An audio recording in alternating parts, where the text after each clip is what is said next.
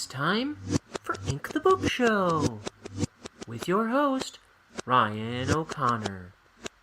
And now, let's ink the book.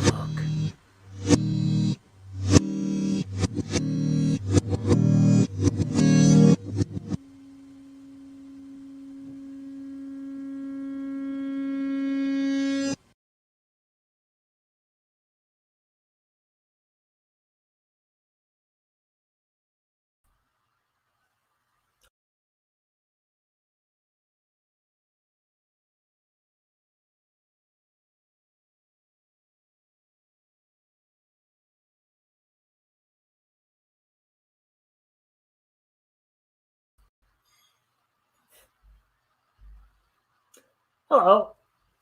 I kicked myself from my own stream. What a doofus. What a nincow poop. What a maroon. What a Neanderthal. So I did a show a little while ago with my good friend Kat Amon, who I always put in the links below. She's always in the links to this show. She's the top link. It's to her online laser cut jewelry and accessory shop that she makes by hand. It's beautiful stuff. She's had that business going for like 15 years, I think. I was thinking since 2006 she's had her own like craft business. So check her out, and if you would check out that last broadcast too, because I think that was one of the best ones yet, in spite of some technical difficulties we had. I spilled ink all over the place at the top of the show, and then her video wouldn't work at first. But after that, man, she's one of my best friends.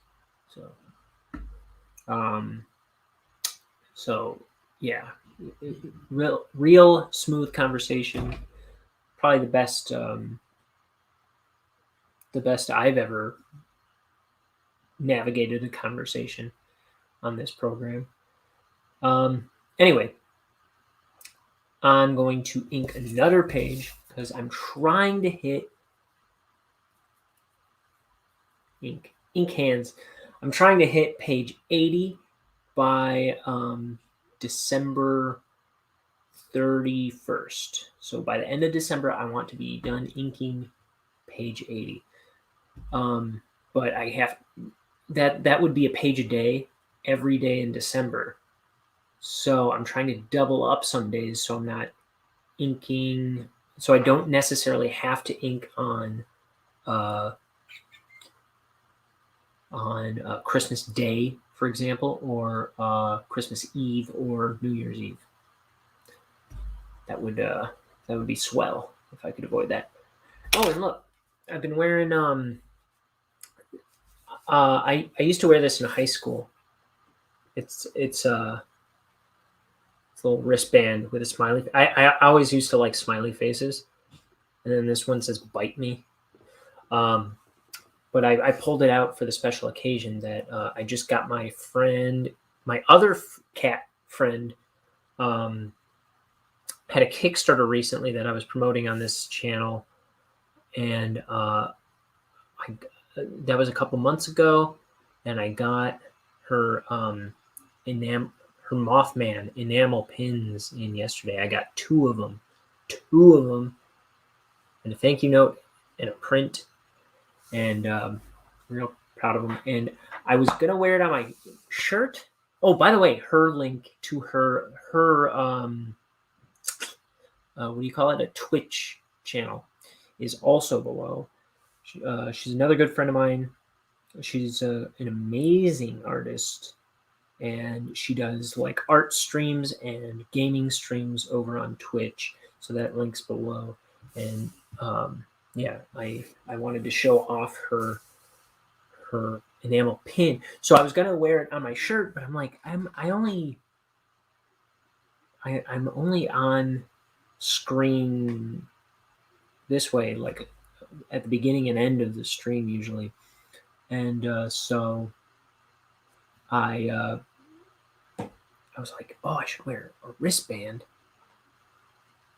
and pin it to that, and so that way it's showing the whole show. Okay, so let's get to work. We're killing daylight. Okay. Whew. That is in my eyes, that light. So the past two streams, I was blaming Speedball Inc. for having a droopy bottle that's been dripping on me for the past week or so, and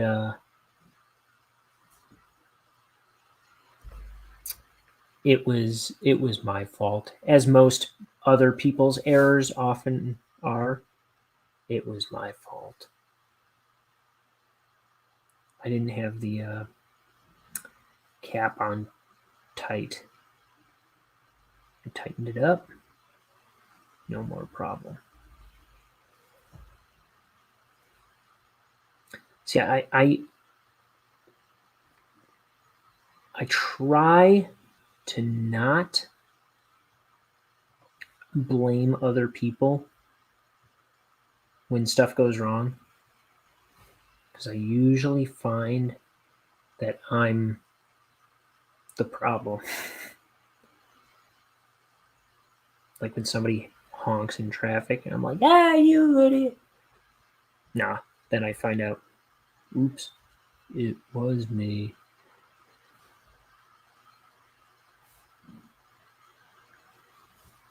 So rule of thumb, I just assume I'm the idiot.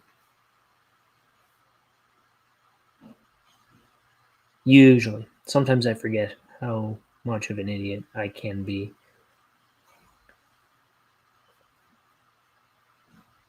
So my name is Ryan O'Connor. I am a cartoonist. I am making my first graphic novel called Bonehead. We haven't had Bonehead in the past couple pages. We cut away from his scene to this scene. This here is Bonehead's buddy, Mort. So this page centers on Mort. And I made fun of this panel, but this isn't the panel in the last stream I made fun of this panel. This panel isn't actually the one that I have a problem with. There's another panel, similar panel on the next page. It's a similar pose, but this one actually is kind of a problem. I don't know. I'll think about it. I was mimicking that pose earlier, and I think it is a little off.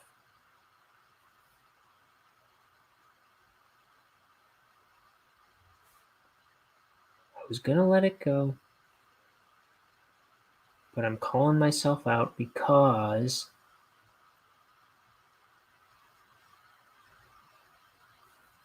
I don't like to let myself take shortcuts.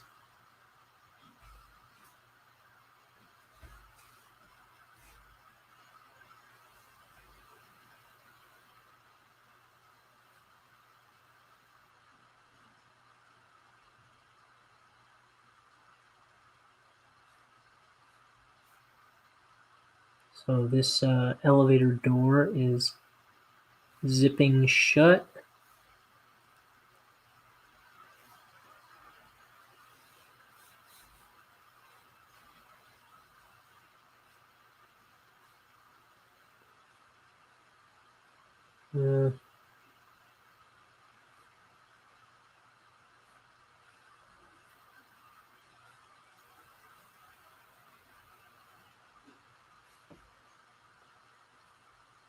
Oh, I'm not wearing it right.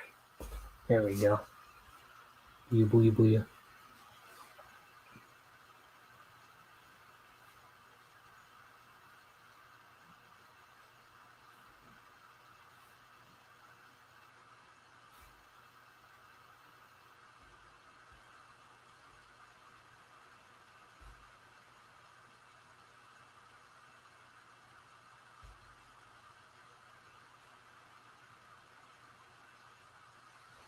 Okay.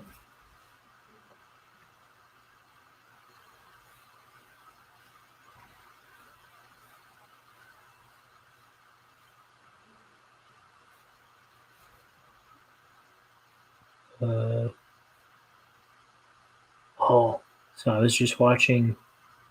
I was eating dinner.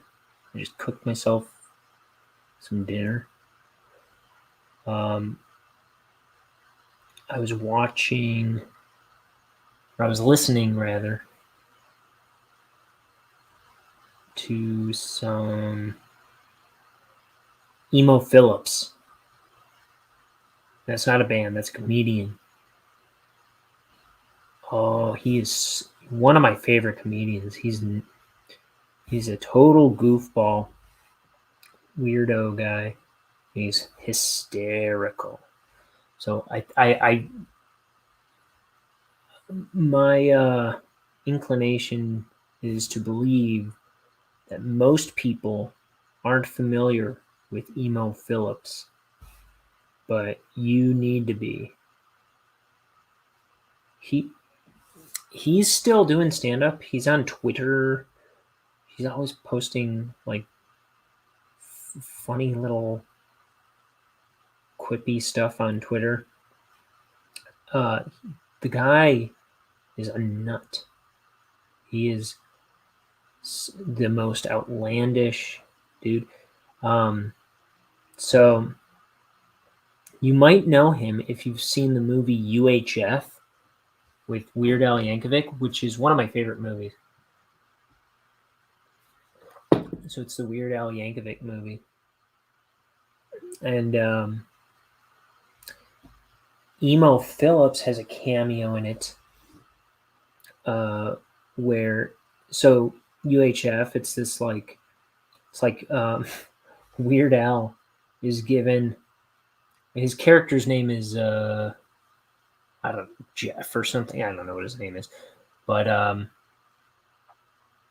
Weird Al's character is given a television broadcast network.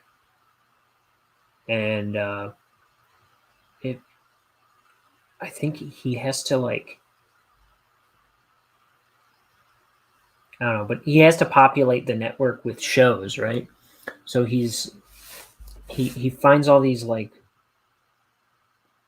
random people and gives them shows because he's just trying to fill all these programming slots.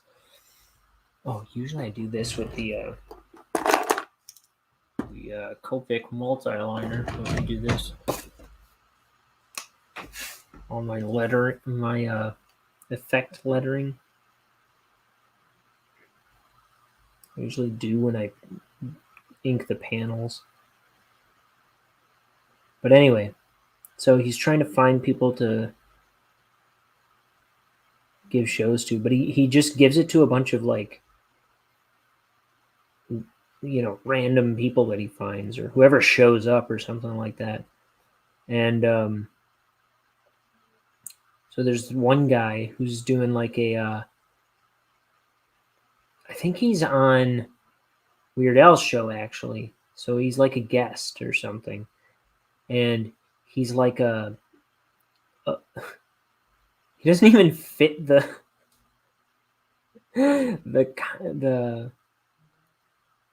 look of a carpenter or something. He's supposed to be some kind of carpenter, and he's like gonna build something out of wood, and so he puts this piece of wood onto a table saw, and he slices off his finger and doesn't even notice. And Weird Al's like, "Whoa!"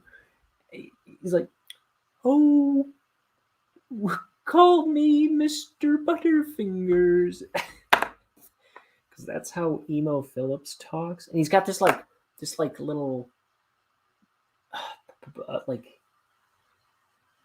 like shoulder length black hair, and he's just this skinny white guy, and he talks kind of spacey and high pitched, and he's so that's where I first knew him from, and exclusively where I knew him from for the longest time.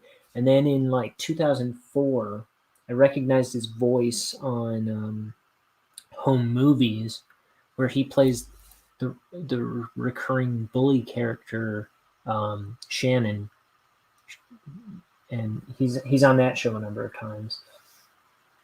But if you have never checked out his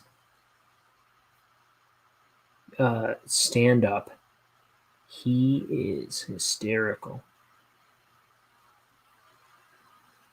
Emo Phillips. The guy is a nut.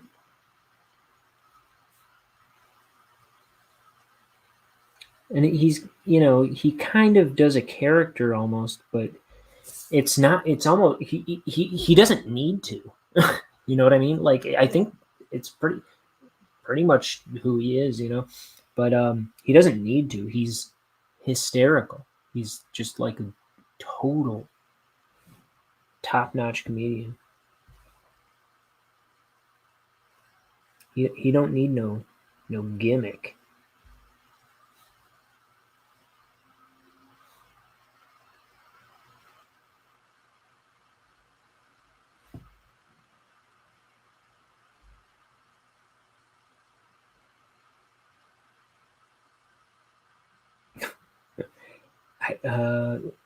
One of the jokes, I think it was like one of the first ones that he said in the compilation I had on.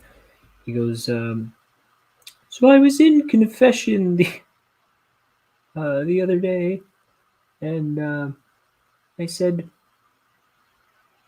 "Forgive me, Father, for I have sinned. I only came in here to develop some film."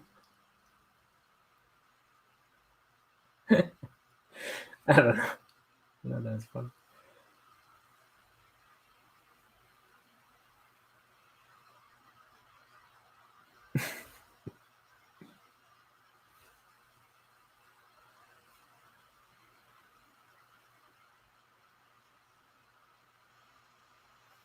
Here's Mr. Shivers in the elevator.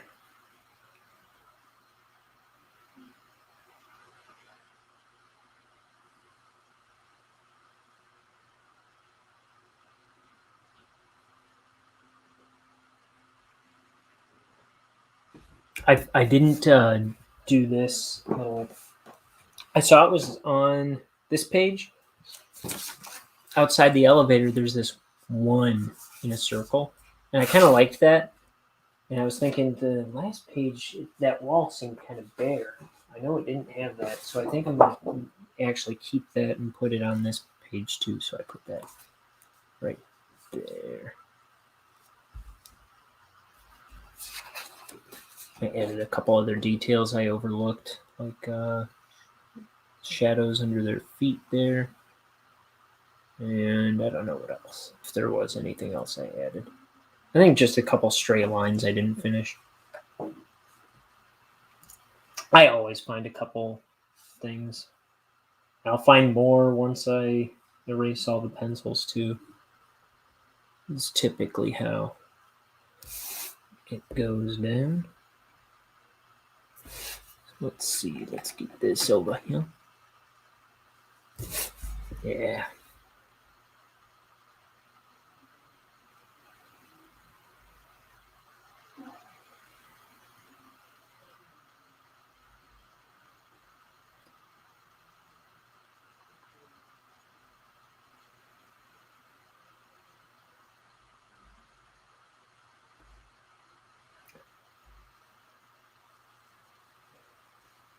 Man, I can't wait to get more guests like that on that. It's gonna be great if I can get the rest of the girls from high school on.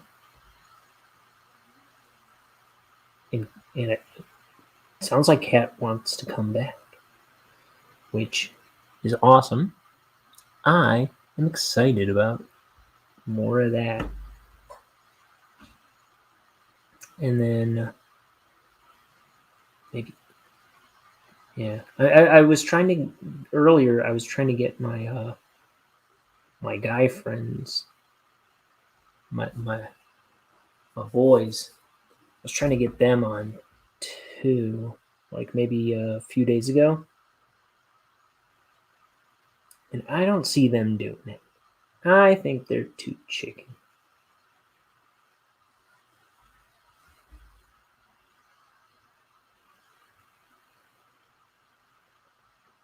But the Art Academy girls, like Kat said in the last thing, like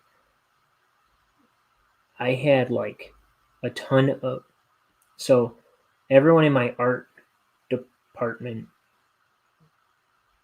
had all my friends in the art department in high school were girls, and they were the first friends I made. So it was like most for the longest time, most of my friends were girls.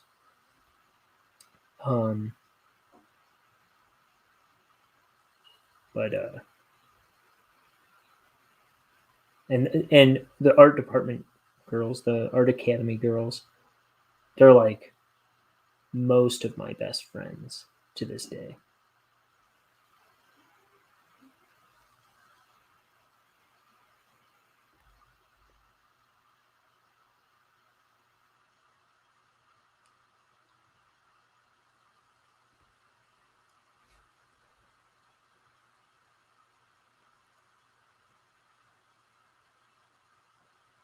And then there's my guy friends, which my roommate Tyler, he's been my buddy since high school. He's been my best friend since I want to say like 2004, 2005. And but my other guy friends, that I met them uh, in the midst of college.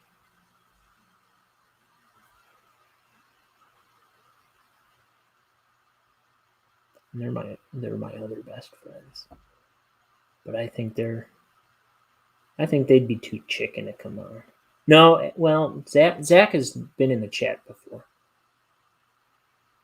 and come to think of it, he was doing some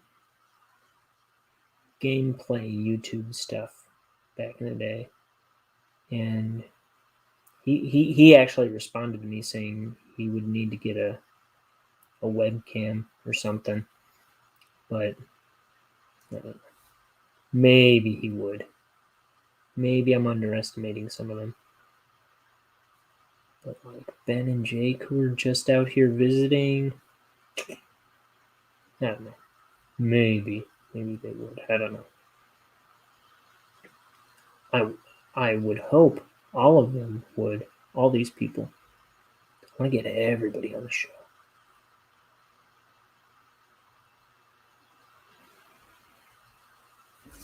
I'll just have to pick on them.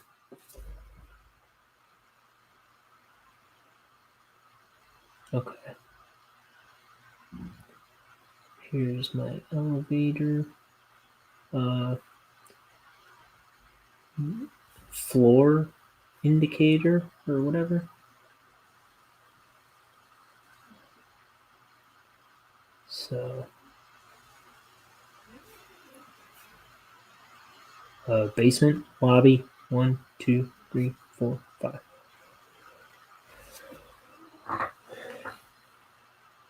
Okay.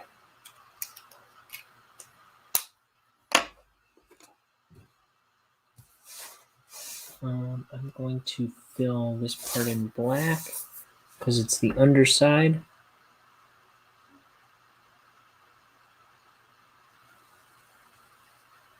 Usually light doesn't get to the underside.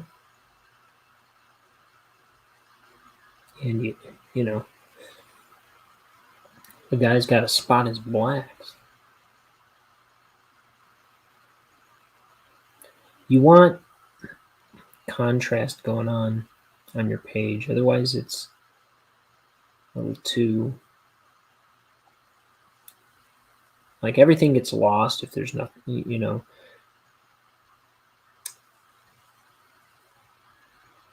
if you don't have enough contrast going on.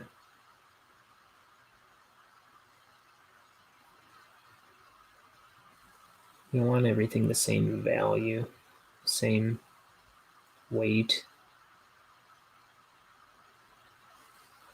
In fact, I'm going to add some weight under this, on the underside of this arrow thing. That way it looks like it's kind of sitting above what's behind it, the surface it's on. I think I'm also going to do the ceiling here inside the elevator.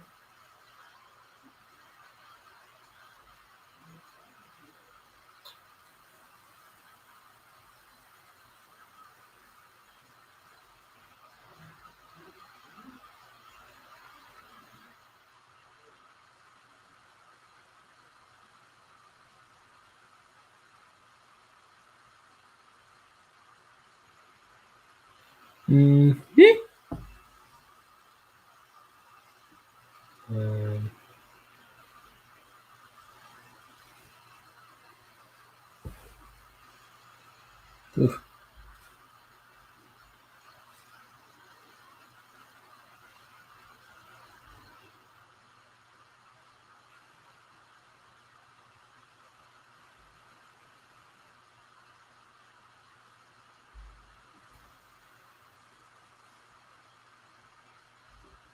Not thin enough. Too much ink.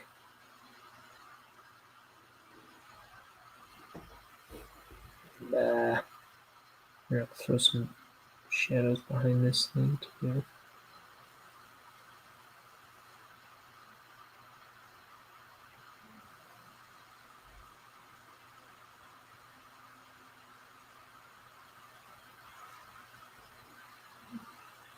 Okay. Now, I'm going to ink Mort.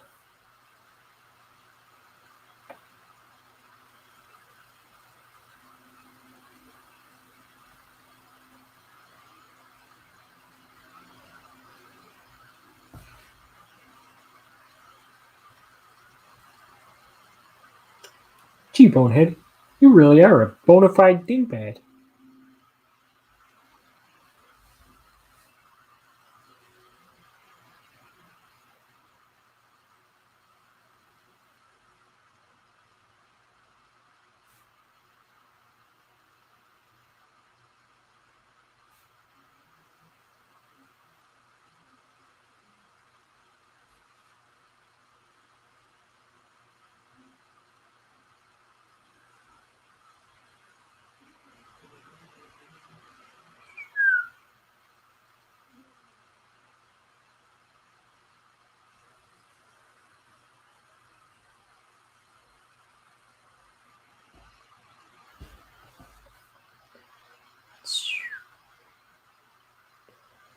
Sometimes I whistle when I've got nothing to say. Let's see. Oh man. So my sister is out in Ecuador with her girlfriend, and they were out there for my sister's birthday, which was on the 1st. So they've been out there since Thanksgiving. Since Thanksgiving. They got there on Thanksgiving, and so on my sister's birthday, her girlfriend proposed to her. So they're getting married. They're still out there today. Right after I got off the last broadcast, actually after I finished cooking,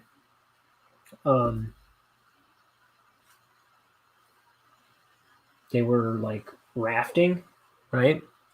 on the river or something, and their raft flipped, and they were overboard. They were in the water. They were choking. They got dragged into another boat. And they're okay. They were like throwing up water. They were like messed up. It sounds like, but they are doing good now. I just saw a photo of them at a pub, cheersing, looking healthy. But that's freaky.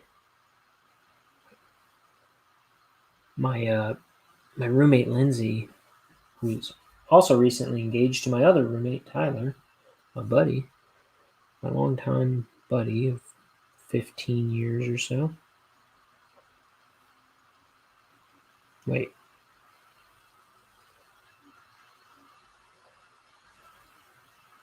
Almost 20 years. What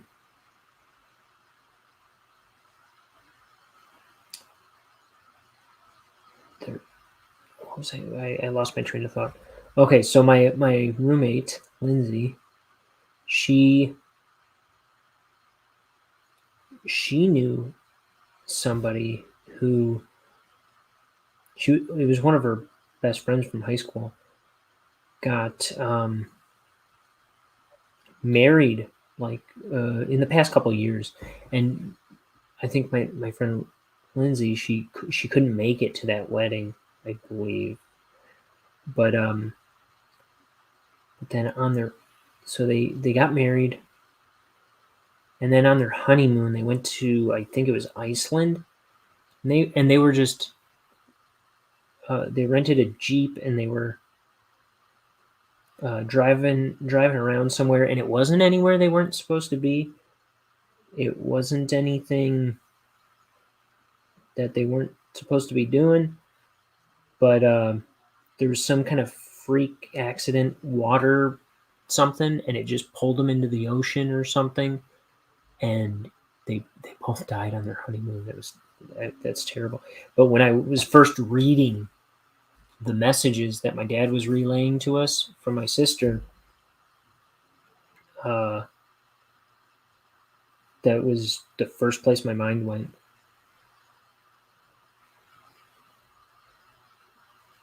Freaky deaky. I'm glad they're okay.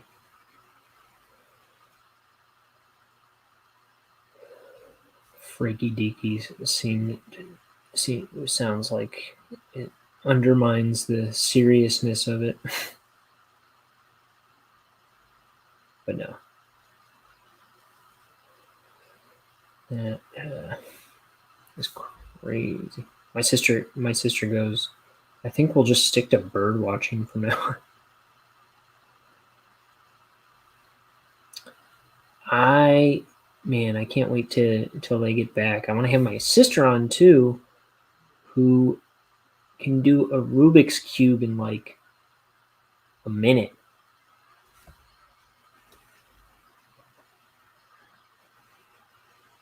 I don't think she said 26 seconds.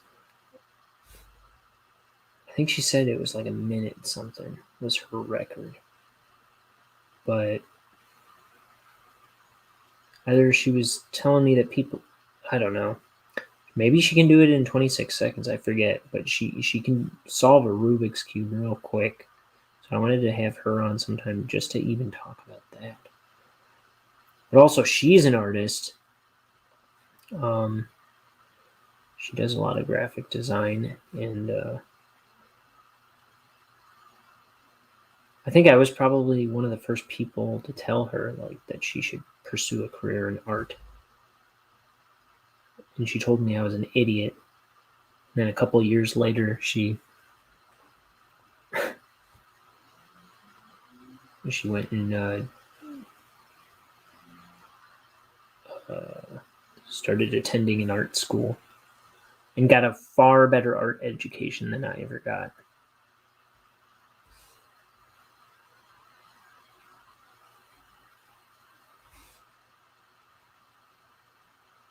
she had a very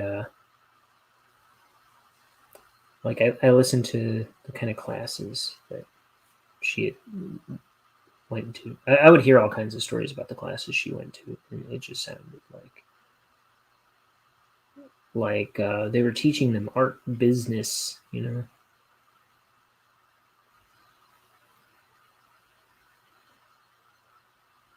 Good. They were doing the assignments that they would do too. They were very like, it was like they were working for a client, and the whole time it wasn't exactly the kind of. I mean, some, you know, I had a bit of that in my art education, but it seemed like they were on like, they were like making products to bring into school. They were making like, they were designing beer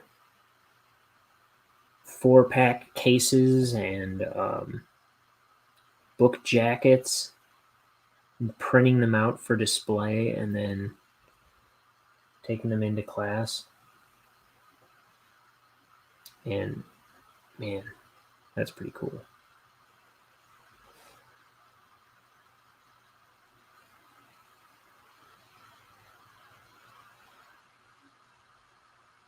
I am always so paranoid lately because I mute my mic while the theme song is running, and I'm always afraid, like half an hour in, like, oh no, did I leave the mic muted? And so far, I haven't done that. I did that once, like I was talking for about a minute with the mic off. I think it was the first time I did with the theme the way it is, with the digital theme instead of the where I pointed the camera at a sign on my curtain.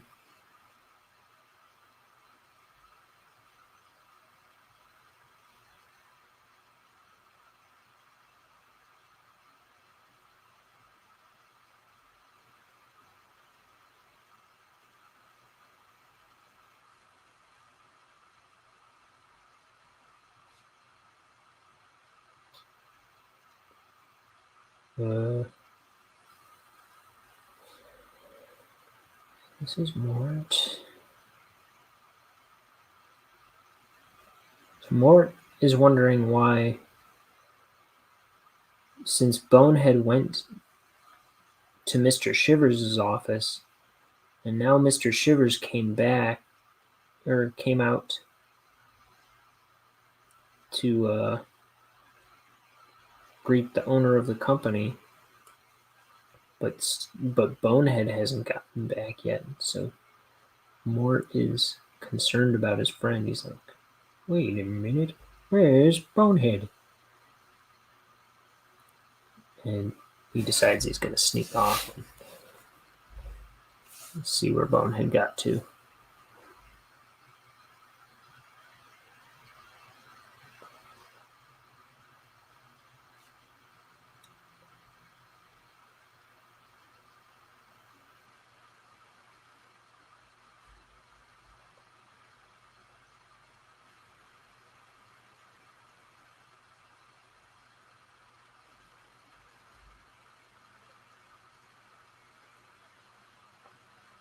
So normally Mort doesn't wear a tie. Normally he doesn't wear this hard hat either, obviously, but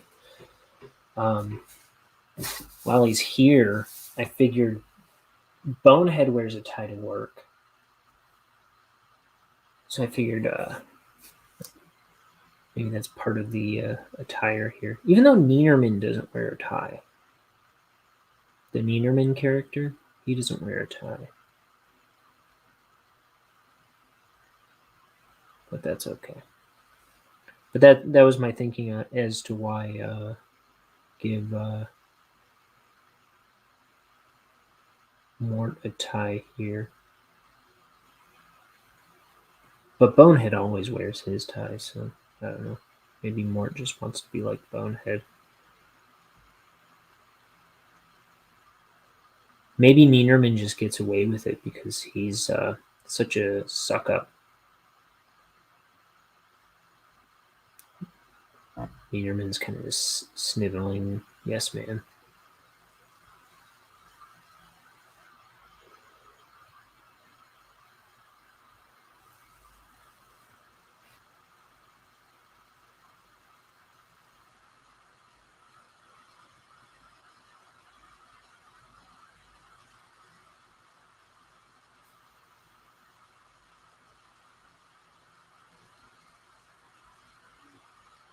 Okay.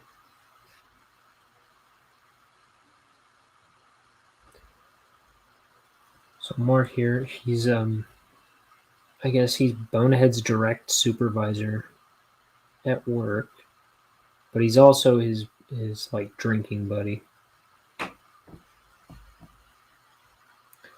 I think the idea is that Mort got Bonehead this job, and he helped him get the promotion that he just started. That he's getting off to a bad start on.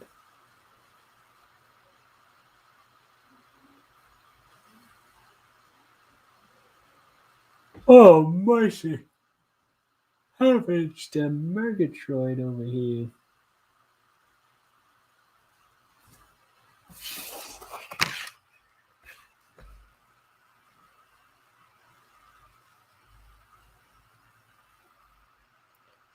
I just ate, so I'm ready to pass out.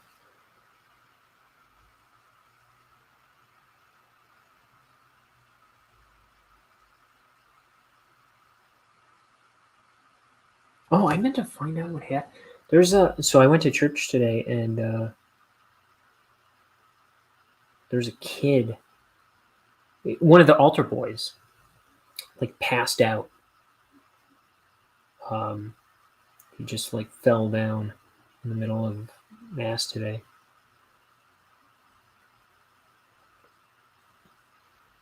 And was carried out. I think he was okay. It wasn't like ambulances came. There was a time, not that long ago. It was like maybe 6 months ago, I want to say, where I was at. Sometimes I go to this one church. Sometimes I go to this other church. I like to go to one usually, but if I can't make the morning mass, I like to go to this other one. Well, because they have an evening one that they do, and it's like the only one I can find an evening one at, because my schedule is always different, so I got to do what I can do. But I was at this other church about 6 months ago, and like halfway through the mass, this old guy, like 2 pews behind me, just, I don't know, he looked like he was having like a mild stroke or something. I don't know what his deal was, but my brother's texting me. Something was going on with him where he just kind of like fell over in the pew and looked like he was just stunned or something. And we thought he was dying or something at first. And everyone was calling the ambulance, and everyone was kind of like trying to like give him air and help him out, and like the mass was still going on because it's a big place, and I don't think anyone knew what was going on up front. But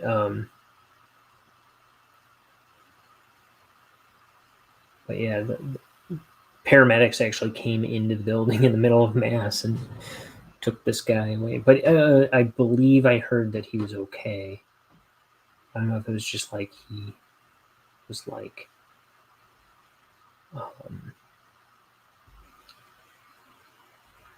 he was like, I think it was a medication issue or something. But I think I heard that he was all right. I'm pretty sure this kid was all right. One time, when I was a kid, at the church I drove by yesterday, because I talked about how I was driving through my old hometown. One time when I was a kid, I was at Easter Mass with my family, and it was so crowded because it's always crowded on Easter and Christmas, right? And so me and my family, we were standing in the back because we had a big family too. I don't think the church had enough seats for us anyway. No, I'm just kidding. But we were standing in the back, and all of a sudden, like I'm just standing there, and I'm just seeing like this crystallizing, like before my eyes, I'm just seeing this crystallizing black, like spider webby stuff. It was just like I was passing out, is what it was, and I passed out right there on the ground in church, and then woke up like my dad carrying me out of the place. So I suspect it was something like that with the kid, and I think the kid was sitting down. I think he just kind of keeled over, but I think he was okay.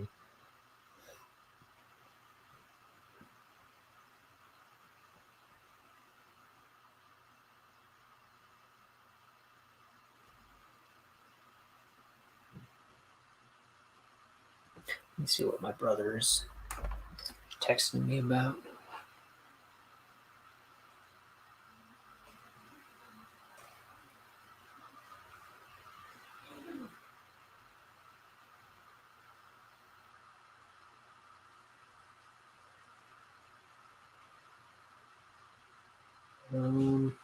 My sister's sending a lot of photos.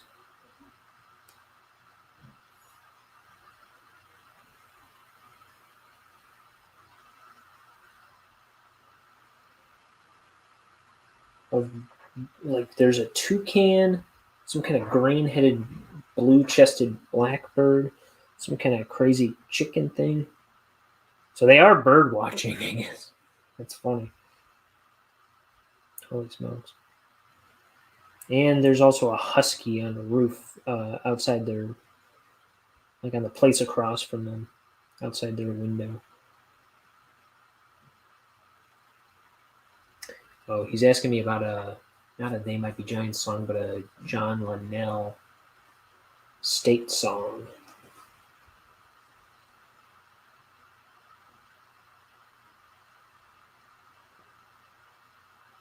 It's called Michigan by John Linnell.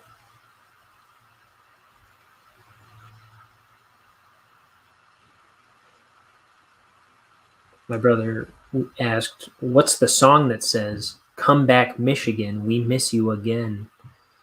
And I just let him know it's called Michigan, and it's by John Linnell. Oh, Michigan. Yeah. It sounds kind of like a high school fight song, but the lyrics are stranger than that.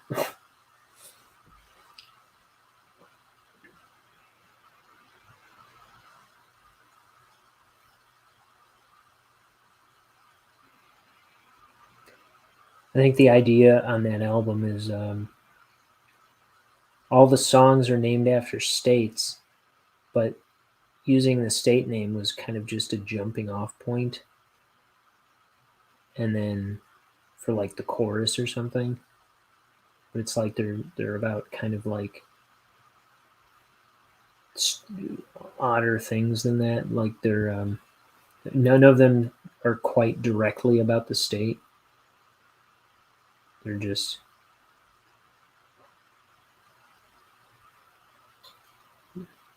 I don't know. They Might Be Giants kind of don't like to do things very on the nose. It's there's always like a kind of unknowable quality to their stuff.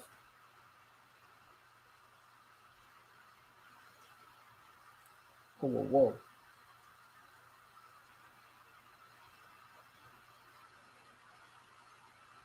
Let's see something.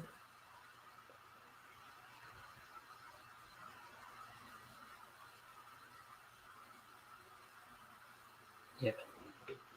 I wanted to use the word esoteric, but I wanted to look it up to make sure I was using it right. I find that I generally know how to use words properly. Like, I've always been like, I don't know how I know this word, but I mean, esoteric, I hear used a lot, but oftentimes I'm like, I don't know that word well enough to comfortably use it, even though I'm pretty sure I'm using it the way I intend to. And I usually find kind of just understood the word anyway somehow. But yeah, sometimes I chicken out and think I don't really know what I'm saying. If what I'm saying is what I mean to be saying, is what just happened.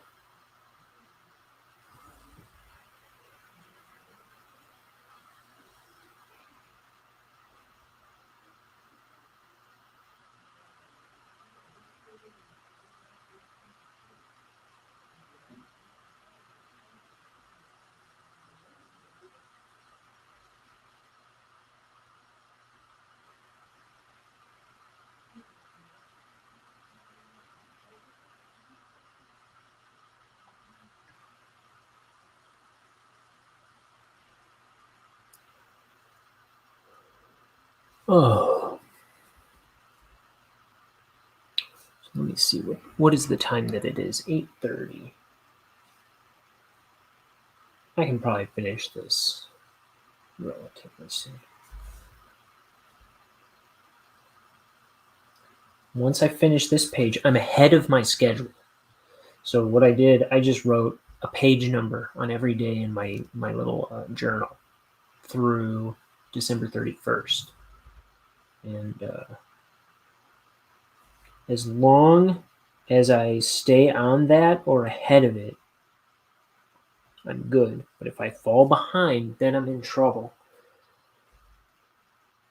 These are self-imposed deadlines, but I like to, have something to work toward, keep myself busy and honest. So to make sure I'm working, I'll just set these deadlines. I mean that's a true deadline for me. But the the big thing is I want to finish inking the whole book by April.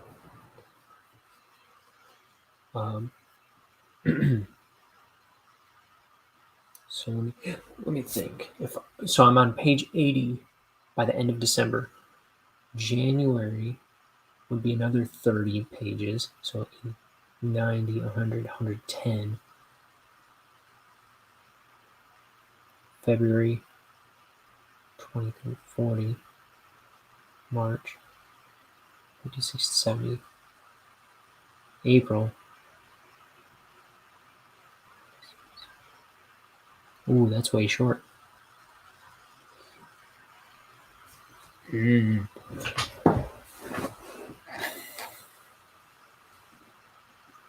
I'll have to bust my butt harder. But if I hit 80 by the end of this month, I'll be happy.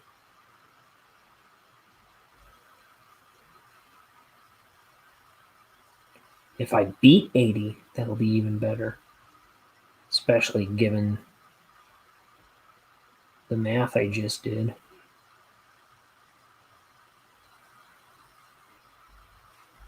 I call that math. It's about all I'm willing to do, math-wise. Count by tens on my fingers.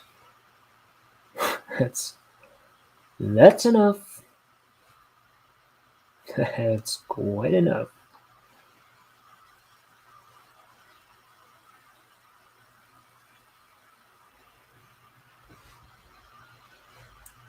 Thank you very much.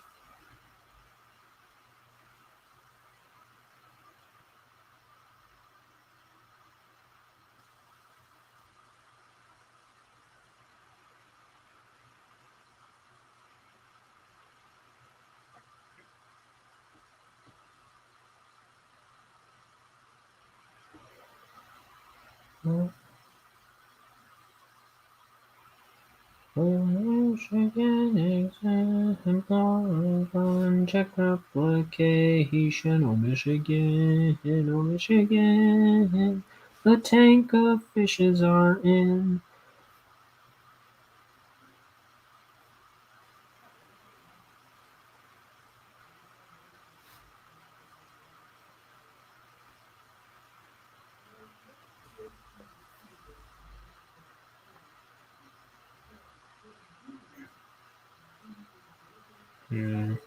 Probably should have made that a bit lower, like there.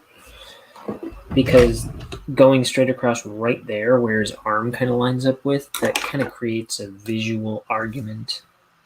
You know what I mean?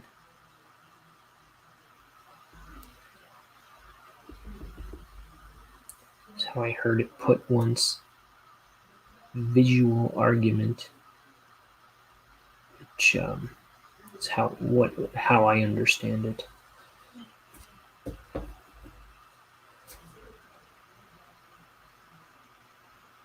Try to avoid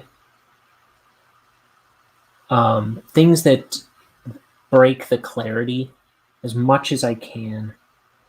I'm not the best at avoiding tangents and things like that.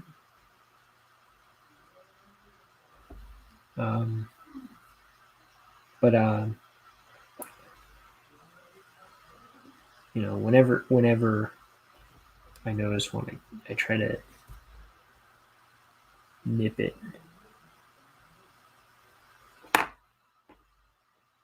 It usually it's just a matter of shifting a line here and there. For example, I don't want this line to point directly at that corner of his elbow, like it is scheduled to do here. So I'll just shift this out a little farther. And I like this line because it doesn't have any issues. In fact, I like when shapes break lines like this, or shapes break into other shapes. That's good, because that helps the two distinguish shapes stand out from one another.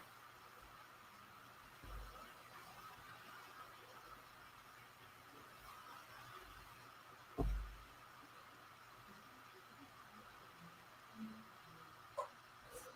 brother is texting me some more. About what?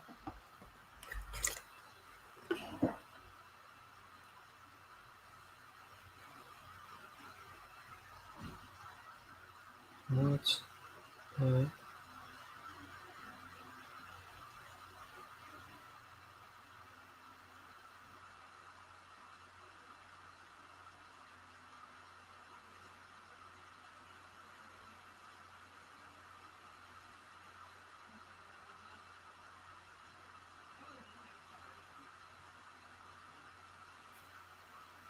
wanna?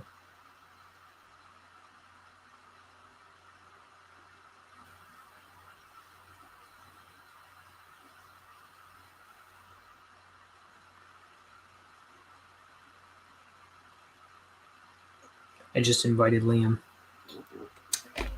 Or asked him, rather. Let's see. Send him a link right now. I don't know what he's going to say.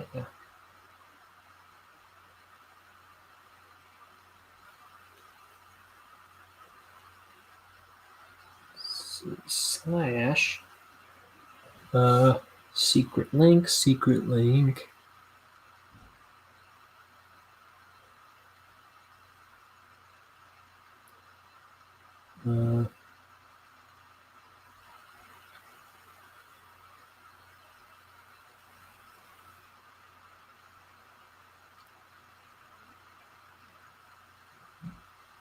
If you do,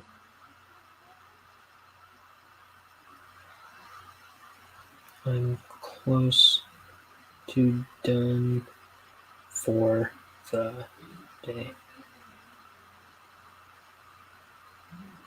There you go. So we'll see. Maybe Liam will come in. Maybe not. Either way.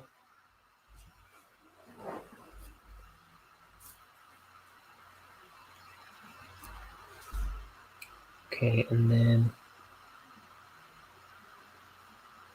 I'm going to shift this whole line back a bit, I think. Because it's kind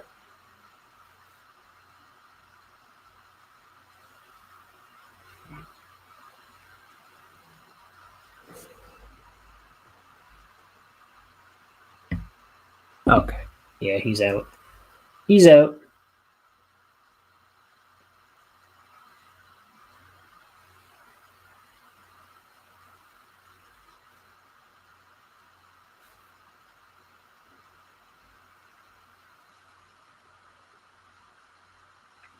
He's about to have dinner with his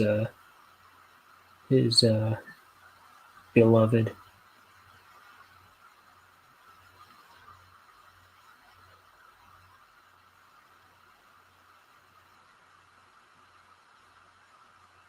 His captive.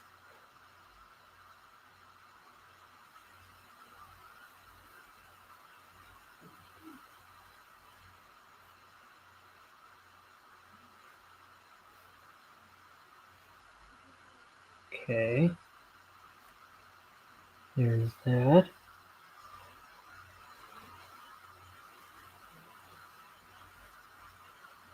Boom, boom, boom.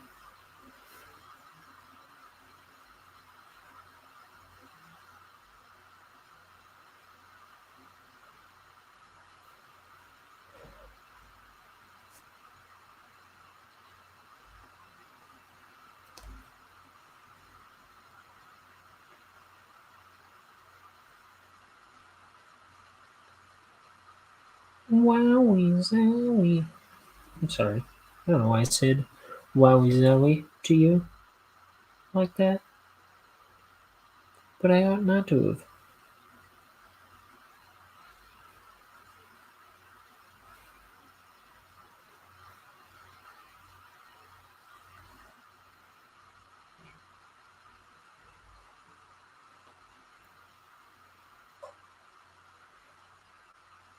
I should probably respond to him. Just a sec.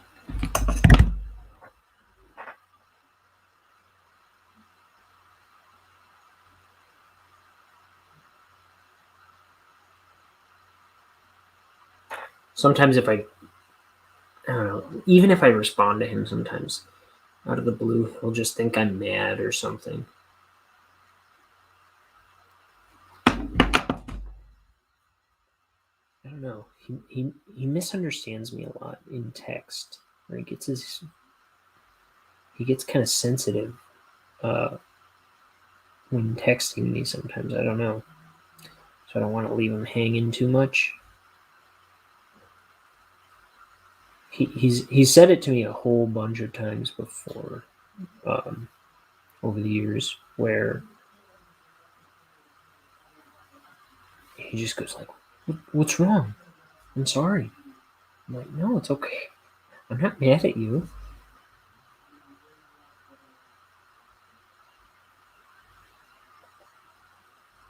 but you know what? I've had other people misunderstand the tone of my texts before, because and I think it's the fact that I use punctuation pretty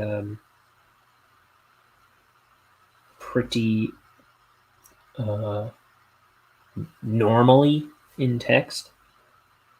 Like I use commas and periods, and I I use my punctuation the way I normally would in texts, and I think it comes off a little businesslike and maybe terse across text to some people, particularly younger people.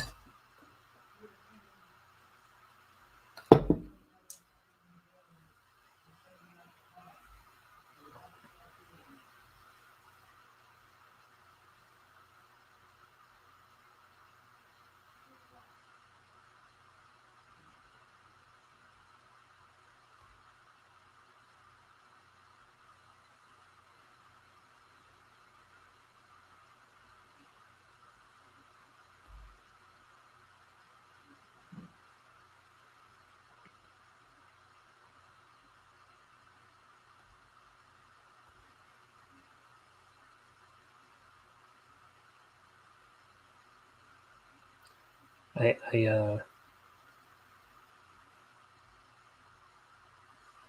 mentioned in the last broadcast when I was talking to Kat that I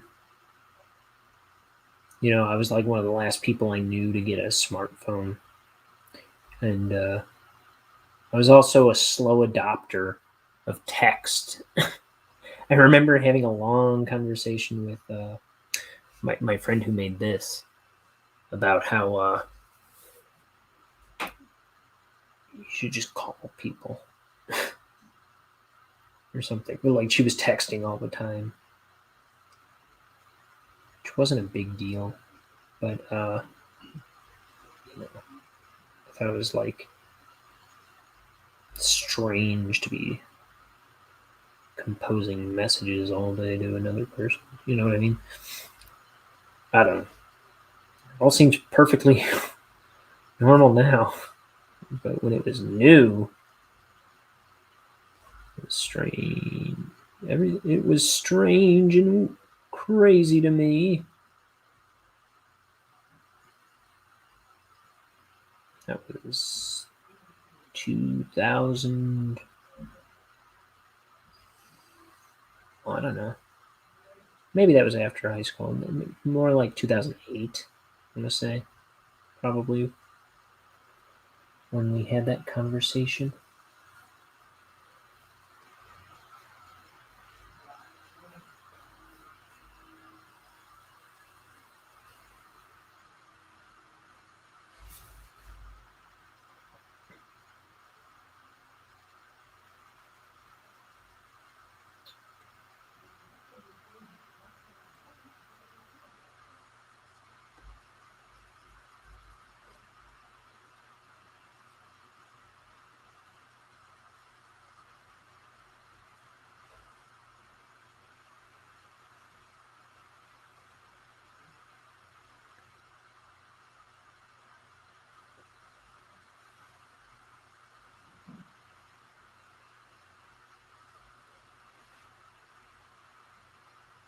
Okay, so now all our closest friends, I think, are finally up to date.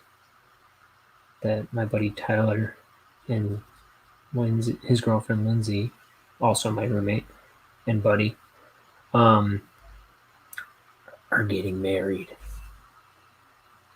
He had forgotten, in all the excitement, he had forgotten our good friend Kat and her husband Chris to let them know, because they're kind of out of sight, out of mind, maybe a little bit.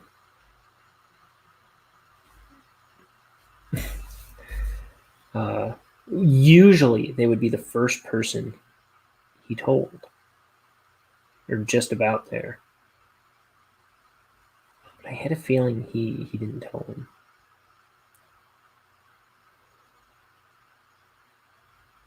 And he's like, I could have sworn I told him. It's like, I don't think you did. But he was just texting him.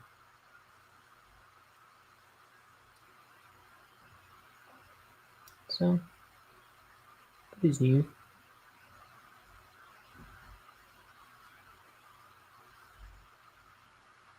Oh, I meant to tell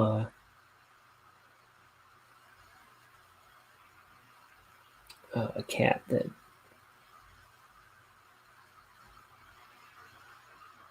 I don't even know what. I just know that Bonehead kind of draws a lot of little inspirations from Rocco's Modern Life. Maybe she knows that already. I don't know. Maybe that's why she wanted to wear it on my show.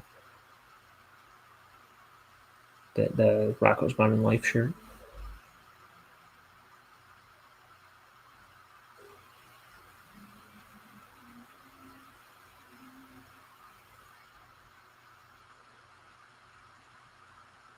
Let's see.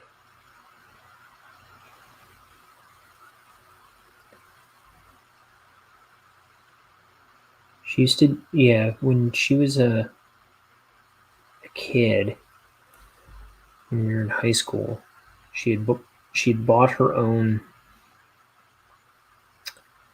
screen print,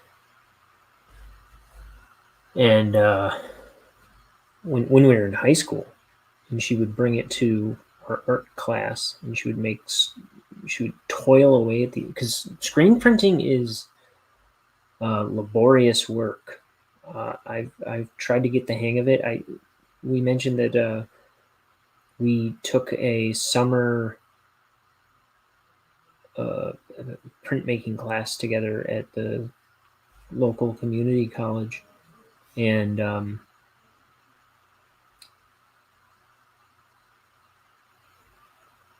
so I had tried doing some screen printing. It is laborious and not something I ever got the hang of personally. I did a lot of woodblock printing, and that was what I stuck to because I could handle. Screen printing kind of involved a lot of carefully measured steps and measurements and math and precision. Does not is not my cup of tea. I need a new cup of tea, by the way. I'm gonna.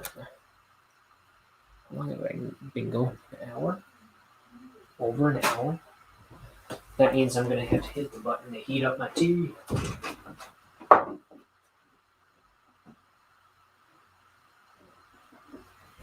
So, in the next few minutes, remind me, dark and empty void, to go grab that cup of tea. Because I will forget. And I don't want to forget. I want to drink tea. That's all. That's all I've ever wanted. To drink tea. I'm going to do just something designy here. So there's less of a plain corner here.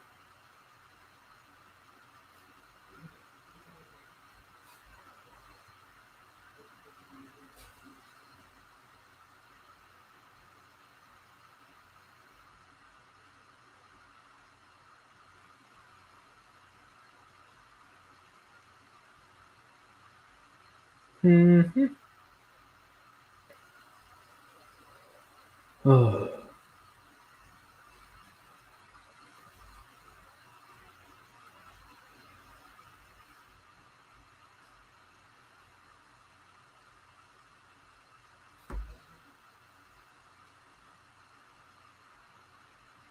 Why am I doing that now?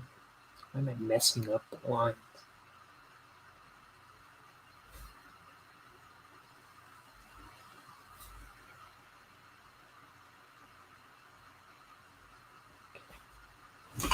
How does that look? I gotta look at the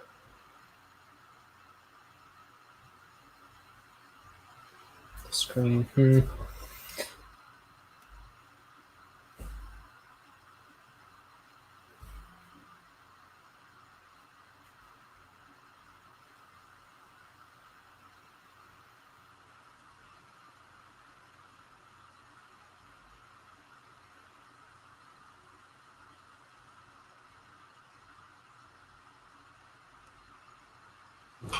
So, Kat, who was on my last show, Kat Amon, her husband, Chris, I also have a link to his Bandcamp where he puts his music and it's available for sale.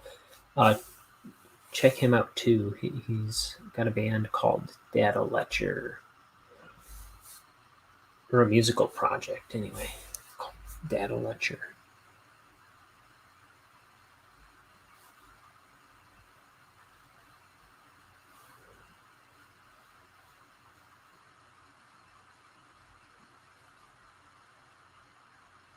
See, this is another visual argument that,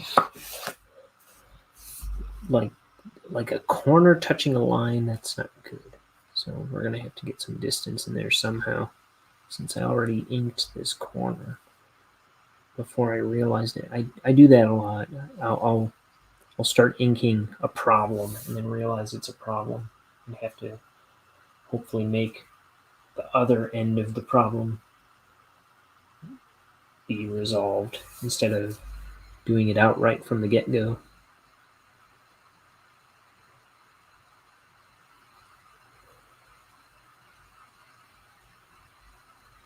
Okay, I think that works. And give him some thickness.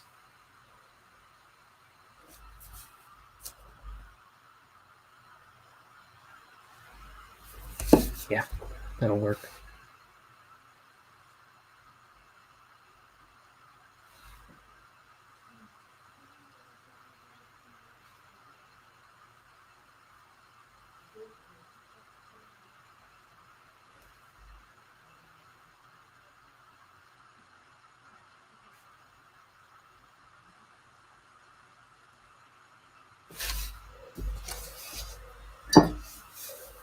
Couple more minutes, I'll go get that tea.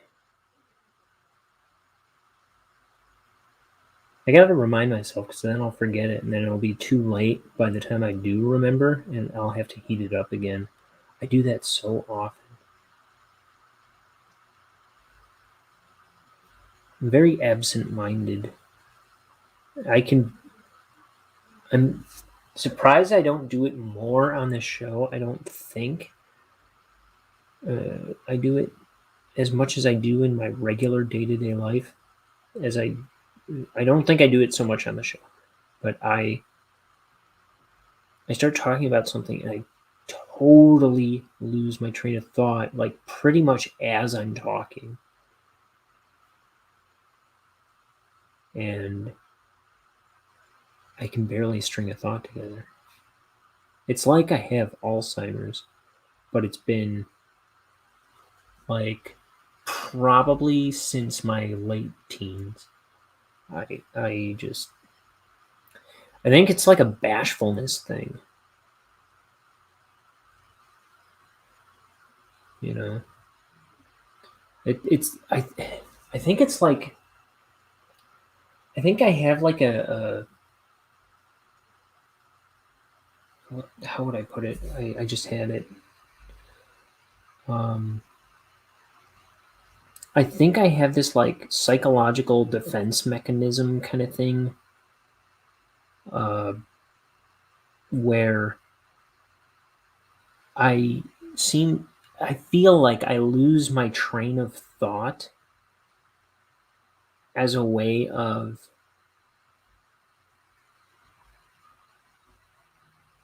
protecting myself from saying the wrong thing.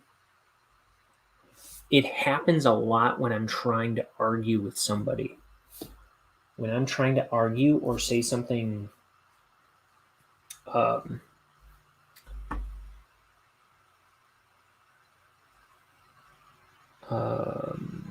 something combative or maybe controversial or something, I lose my train of thought and can't articulate myself, and it's very troublesome when I'm trying to make a counterpoint to somebody when I'm arguing with somebody, and it just makes me sound like a dimwit. And I think it's I've come to the conclusion that it's a psychological defense mechanism, because if nobody's around, I can make my point just fine. It's like, okay, well, write your point and come prepared. And I don't know, that doesn't seem to work for me either. I don't know why. It like I say, it makes me seem like a fool, but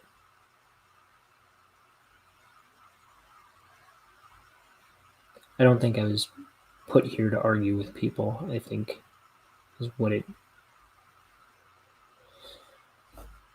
it ultimately says to me. And that's fine. I don't need to argue. I like being an affable guy. Now I'm going to look up affable to make sure I used it right. Yeah.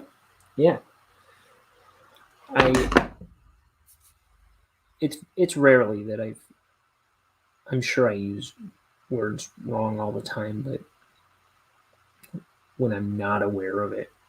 But whenever most of the time I just throw a word out there and I second guess the definition, I'm usually using it right. It's a weird talent, but I always doubt myself because I'm always ready to be an idiot, in any given scenario. I'm always ready to be the idiot in the room. And that's another thing that impedes my ability to argue with people.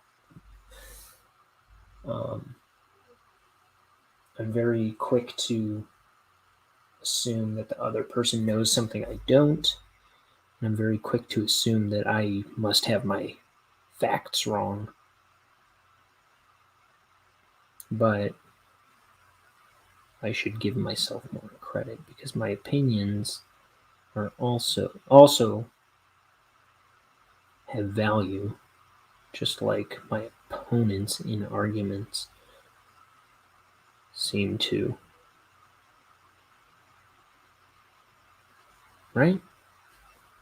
My opinion. I'm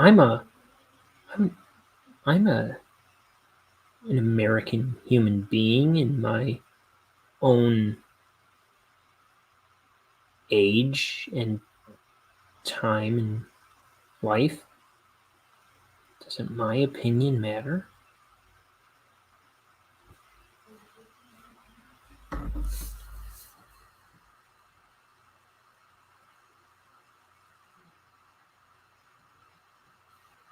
Probably not.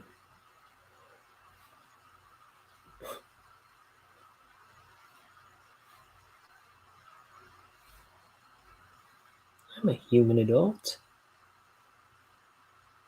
with discerning taste.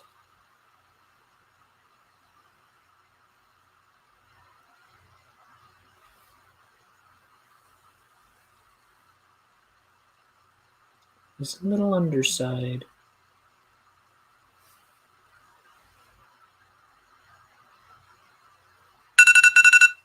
Oh, time to wake up. No. That alarm's to let me know that it's 9 o'clock. Because sometimes, not tonight, but sometimes I need to know when it's 9 o'clock. In fact, tomorrow night I will need to know when it's 9 o'clock. So I'm probably going to do an earlier stream tomorrow.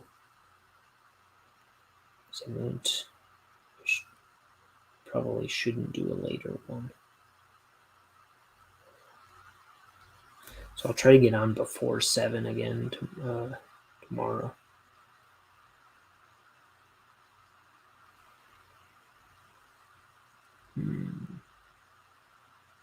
There we go.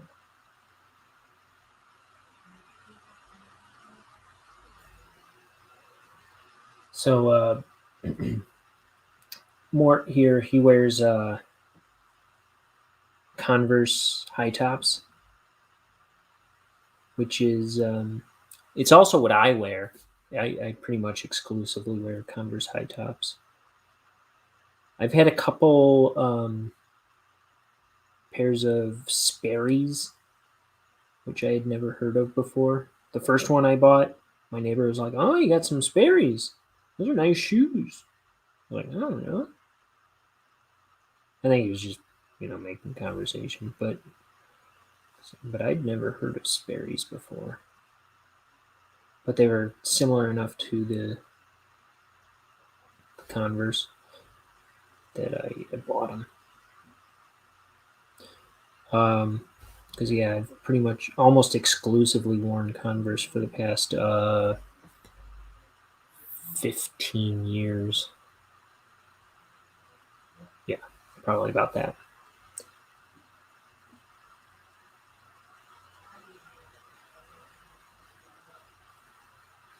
And what else? But I actually got that kind of from Tim Jacobus, who I've talked about a lot on this show in recent episodes, because there's some cool stuff going on. The Art of Goosebumps book is allegedly now available, but on Amazon, last I saw, it still said it was a pre-order. But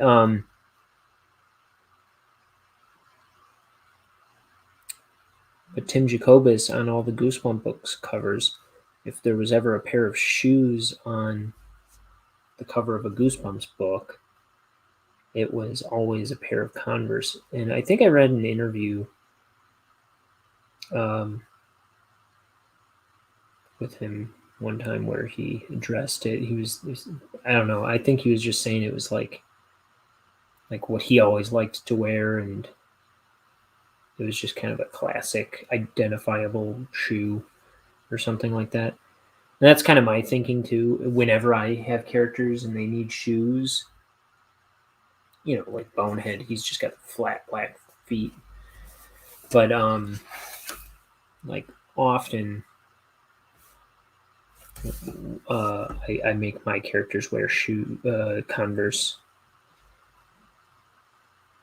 kind of knockoff Converse, and that's a nod to Tim Jacobus, which would have been cool to tell him when I met him, but I never occurred to me. Also, I would have had nothing to point at the time. I think I met him 2019, which is when I was making the cartoon. But yeah, I think 2018 or 2019.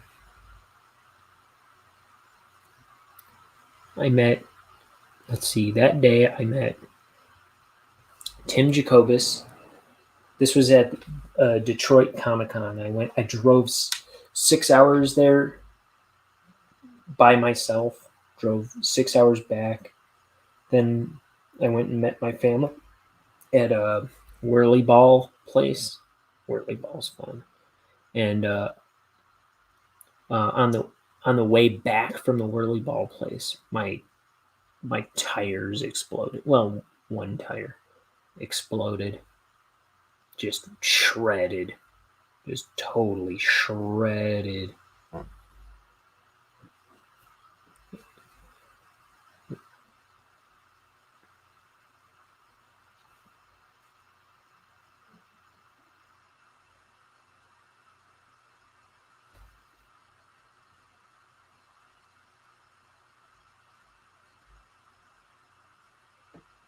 I don't know what's going on right here. I'm just going to do like...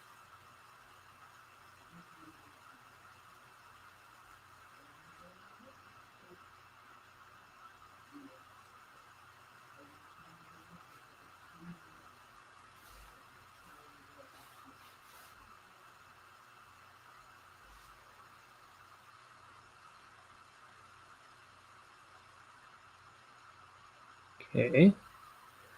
Here's the side of this machine, rendering all of this line weight for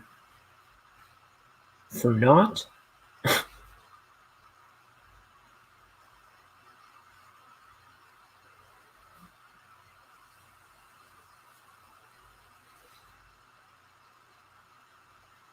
I could do something like that if I wanted to, but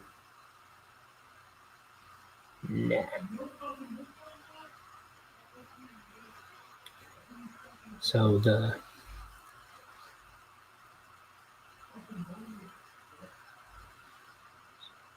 Thai guy and his beloved downstairs, they're watching the hockey.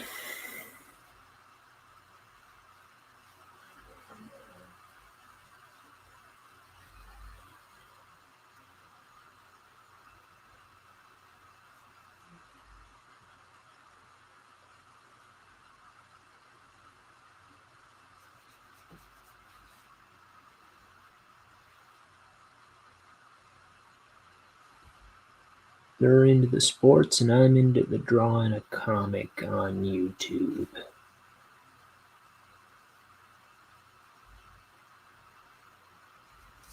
To each his own. Oh man, put my drawing off camera again. What a maroon. What a sucker.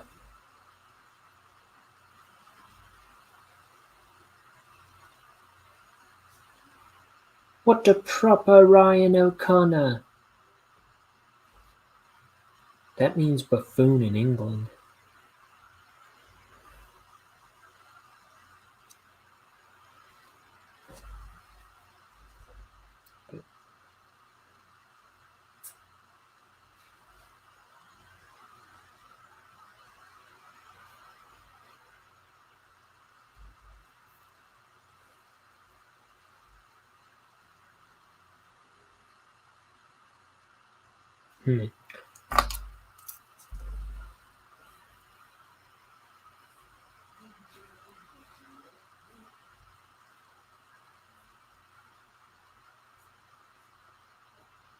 He's a right proper Ryan O'Connor, that one.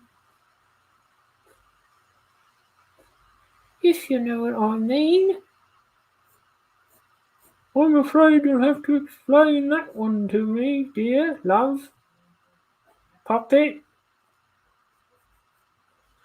I mean to say, he's a right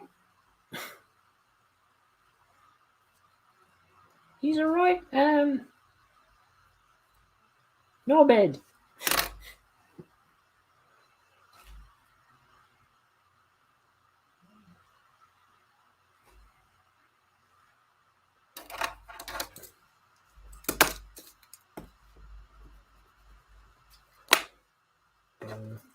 And then there'll be another one here.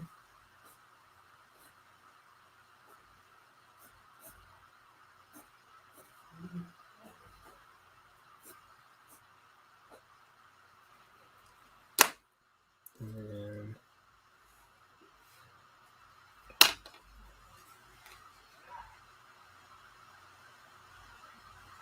just to show he's running away from his workstation that he was just standing at.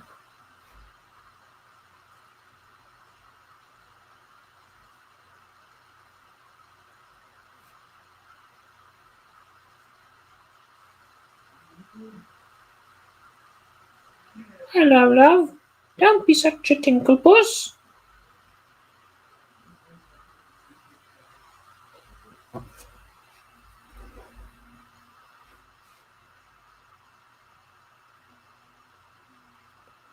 Yeah, this is why I need people like Kat to wrangle my conversation. Because I just start talking like characters from Shining Time Station or something to myself. My mind just goes on autopilot, and I've said it before, I just sound like a jabbering mental patient.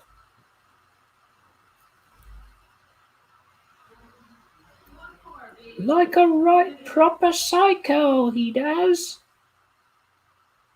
Yes, thank you. Like a psycho.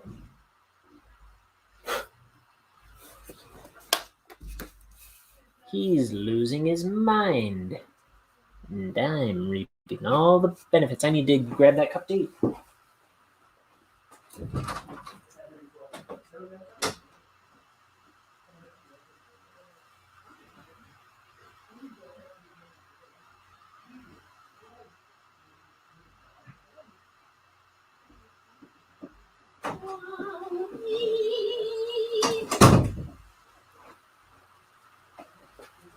Ah, 'tis properly scolding me. I don't know what's with the English accent.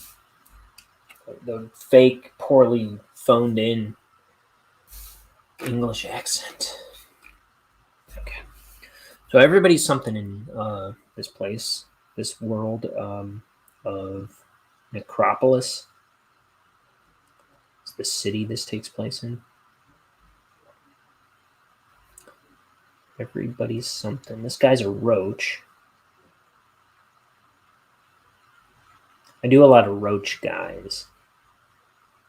It's in the Bonehead cartoon too, and that was kind of inspired by Sam and Max.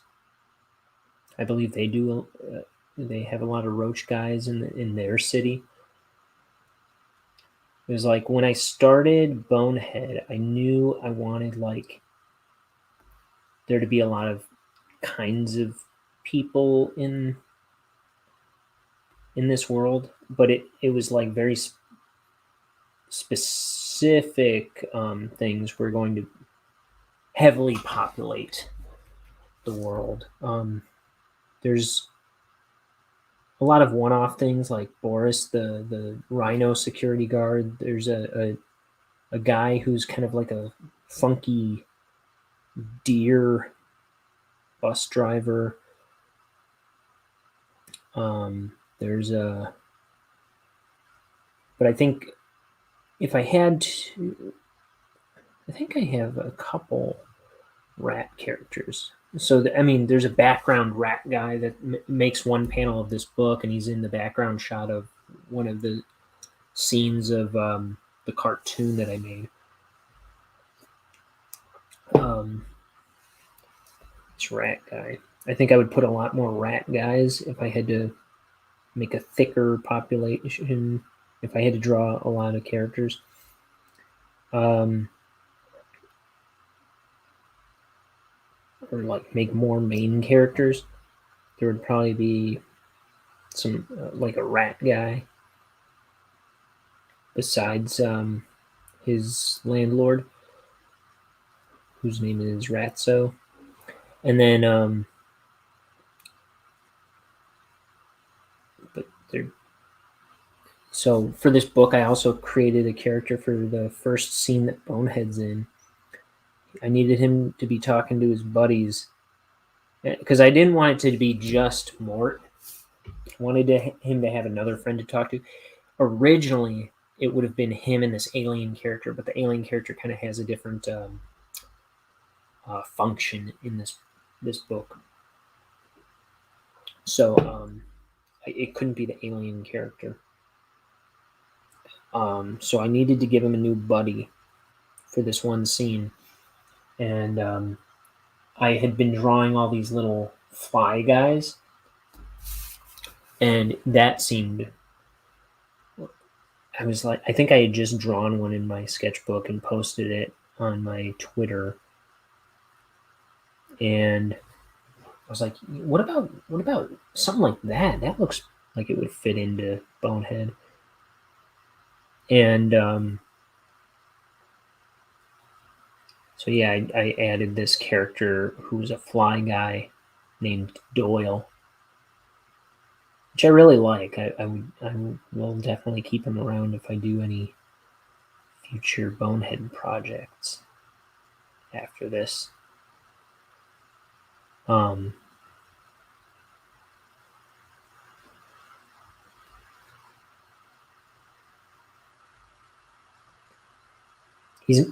he's only in that scene because he was just necessary for exposition.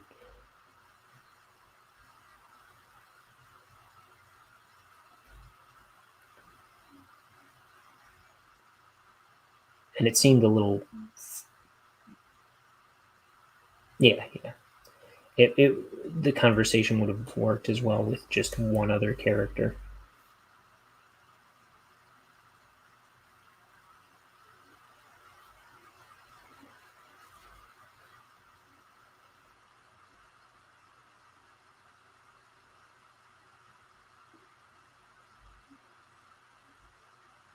But there's like slug characters. There's ghosts that live in Necropolis. There's devil guys. And he's not like a demon or anything. It's just what he is.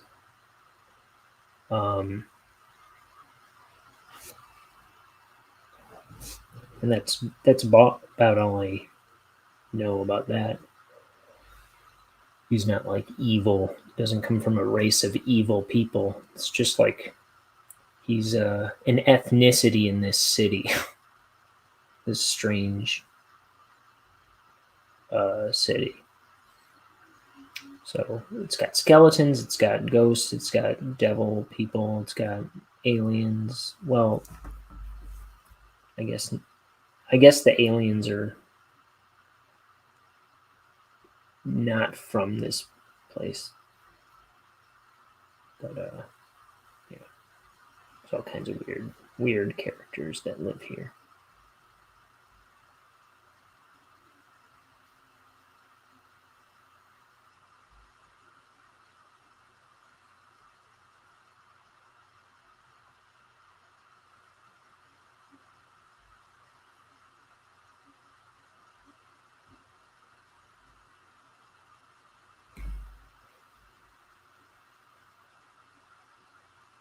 Oops.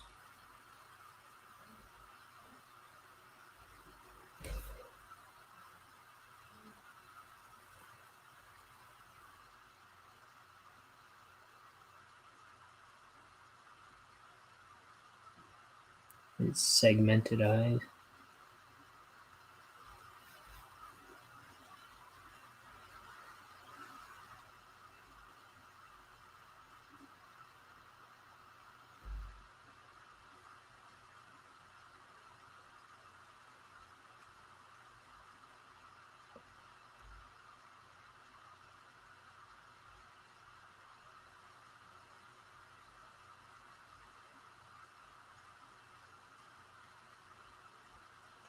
Elevator button.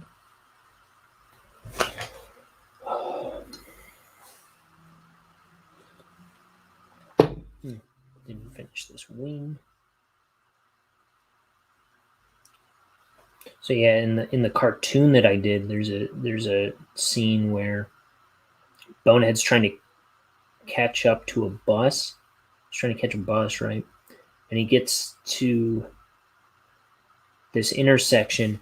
And right when he gets to the intersection, the light changes, so he has to stop because there's this like stampede of roach people, like kind of like flooding the road like traffic. And if he were to run into the road, he'd get trampled by a bunch of roach guys. And they're like wearing business hats and stuff. He goes, "Darn commuters."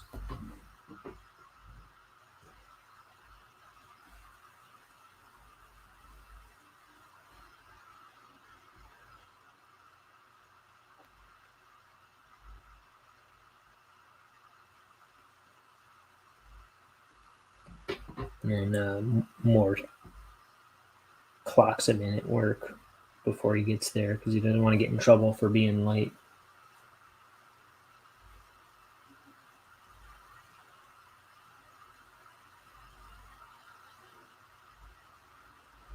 He's also late getting to work in this comic on this day.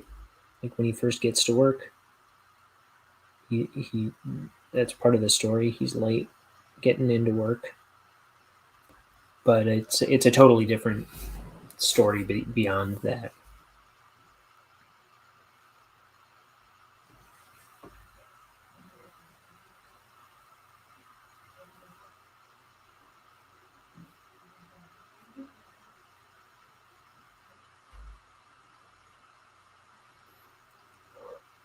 Oh, I'm tired. Look at that messed up line.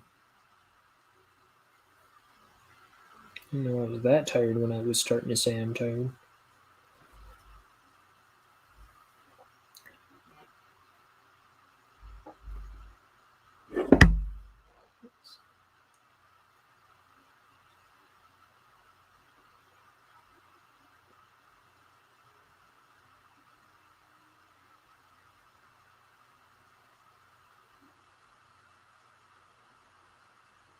Hmm. Okay, here goes this drawing of Mort. Actually, let me work on some. I'm going to separate this guy from the background a little bit by beefing up his line. Oops.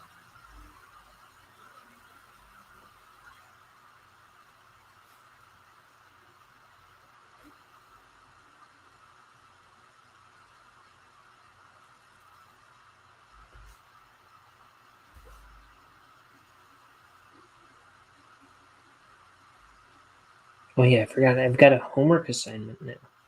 I got to watch this Nickelodeon documentary, The Orange Years.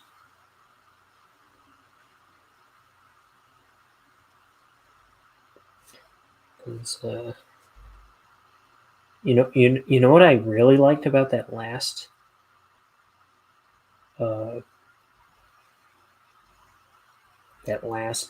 broadcast with Kat? She invited herself back. I didn't have to do it because I would be asking her all the time to come back on, like I do Liam, and Liam can't do it half the time. Um, but I would feel guilty about it all the time, like I do with Liam. And she just made it sound like she was game to do this all the time, didn't she? She was like, "Oh yeah, next time we'll have to do this." And I'm like, yes,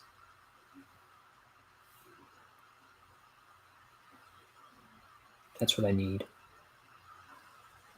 I need people who want to be on the show, especially people who can carry a conversation um, and talk about art, talk about um, stuff, and she can entertain. She can keep the ball rolling, and I can keep up with her a little better than I can most people. Um, my high school friends, they bring the best out of me as far as conversation goes. Like I'm like as funny as I can be. I am as gregarious as I can be when I'm with like people like Kat. I I think particularly Kat.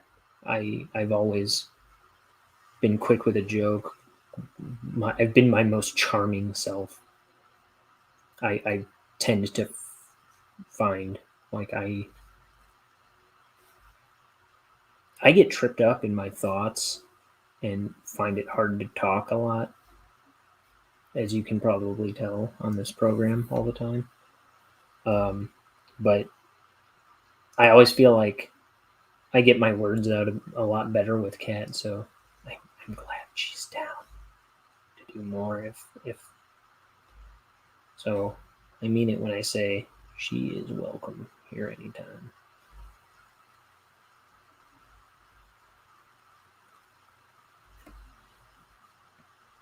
It works better when I can talk, right?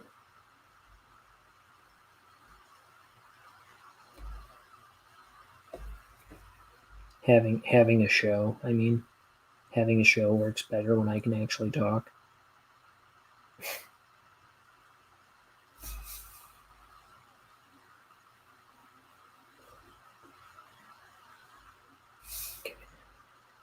Okay, what am I gonna do? Okay, let me mimic this pose and just see how natural it is. So he's, yeah. So the rule is, if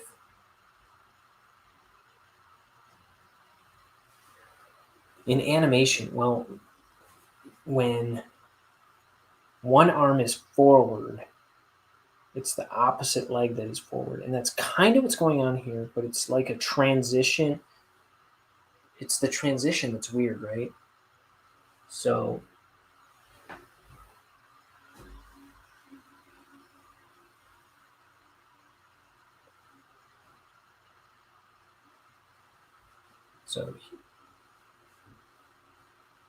the other arm, I'm trying to figure it out. I think the other arm should be forward. No.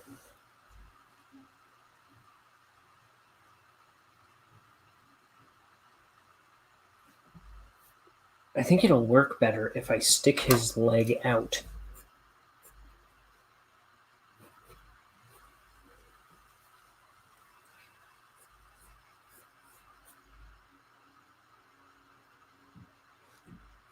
And probably bring this one back.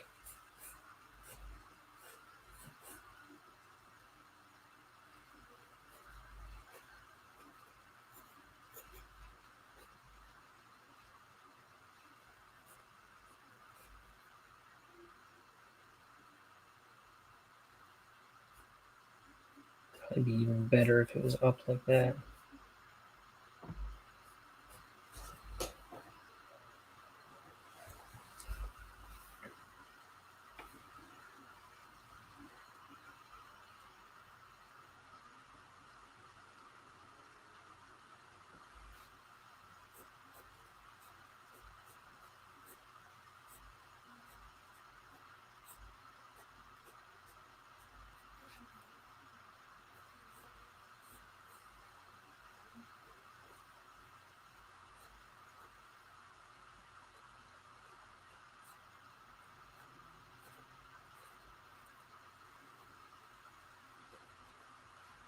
Okay, and then this one we're bringing up here, and he's gonna have like,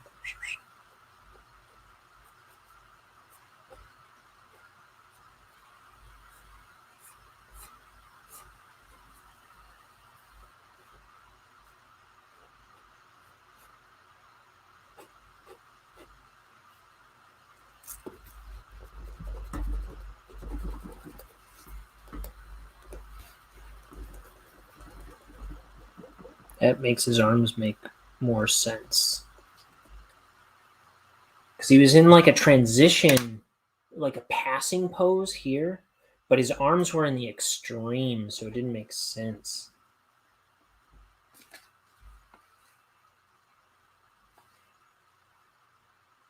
I think I just didn't want to do the same running pose I do elsewhere, but if it harms the clarity of the page, like I say,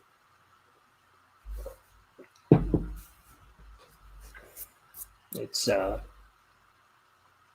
really worth it.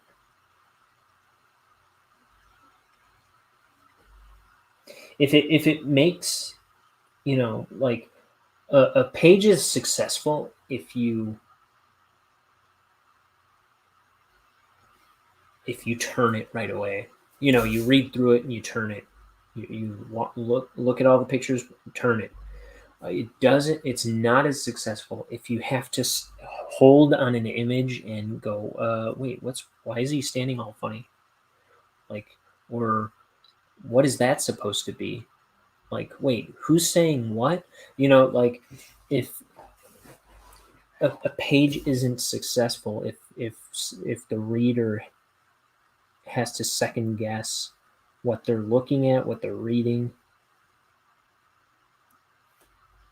it's kind of like you know that episode of Futurama where Bender meets the God universe thing, like the universe that he's kind of like a galaxy or something, and but it's like allegedly God. Um, and he says something like, "If you've done something right, they won't know you've done anything at all." It's kind of like that. So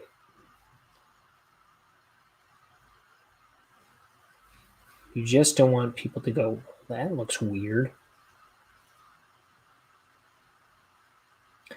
As long as it looks relatively normal and doesn't stand out as funky.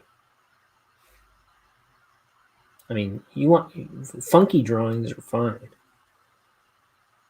but it's like confusing, hard to understand drawings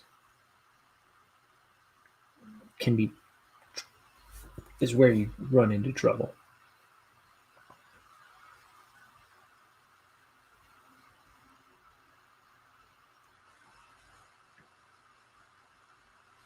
So it could be a book of entirely not bad drawings. Doesn't have to be great, doesn't have to be good necessarily, but as long as it's not bad, it's a passable book. Think of that.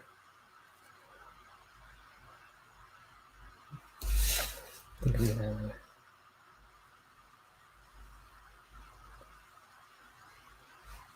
I'm gonna keep the speed on this too, to kind of solve the urgency, because these are speeding shut, these doors. Necessary that they're speeding shut? No, I guess not. A lot of I'm just trying to sell that they're closing in the with all the lines. Just want to clear that. Ding, doors closed. He's gone. The bosses are gone. So he's taking this opportunity, since the bosses are occupied, to go find out what happened to Bonehead.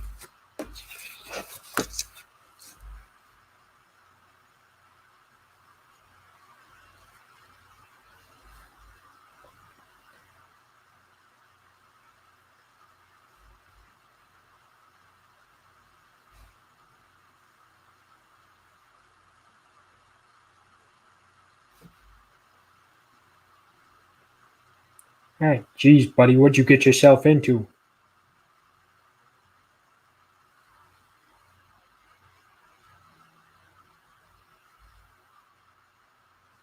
Now what, you knucklehead? Criminy.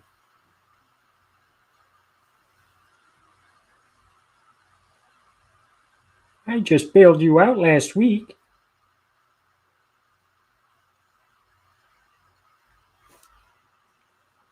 Another parking ticket, Bonehead?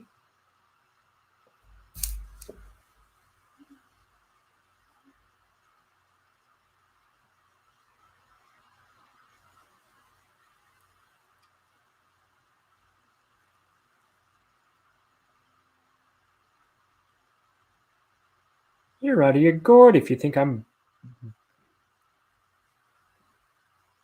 saving your tail again.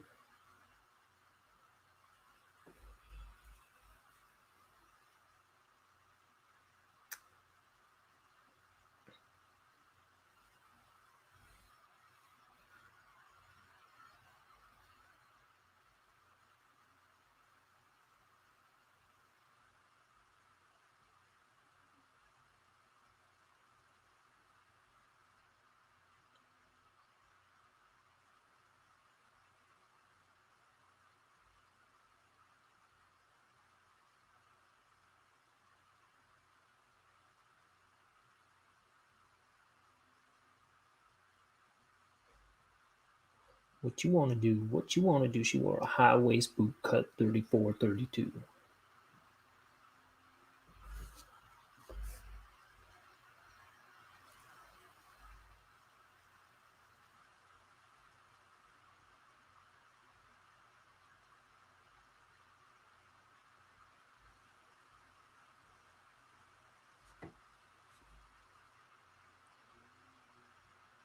He's Louise, Bonehead. Looking after you's becoming a full-time job over here. I'm not your keeper.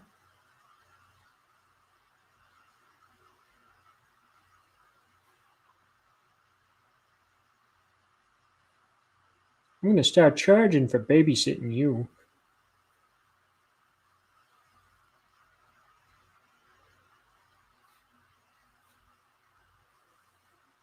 He's almost kind of inadvertently like Peter Griffin, but he was kind of more based on.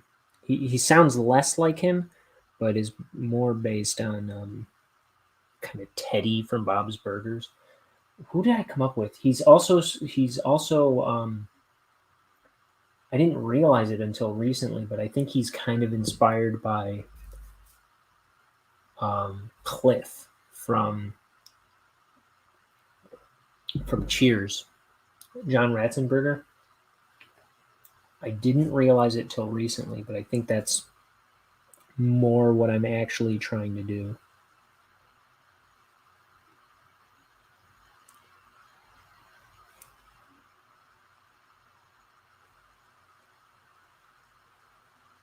It's kind of like Teddy from Bob's Burgers and John Ratzenberger.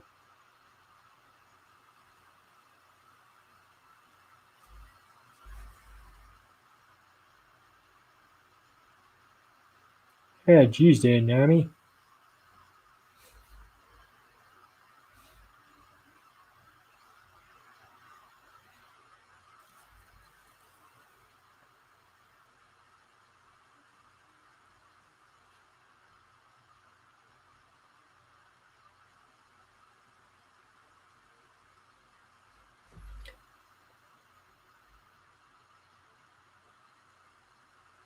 You have anything in the way of a wisecracking know-it-all?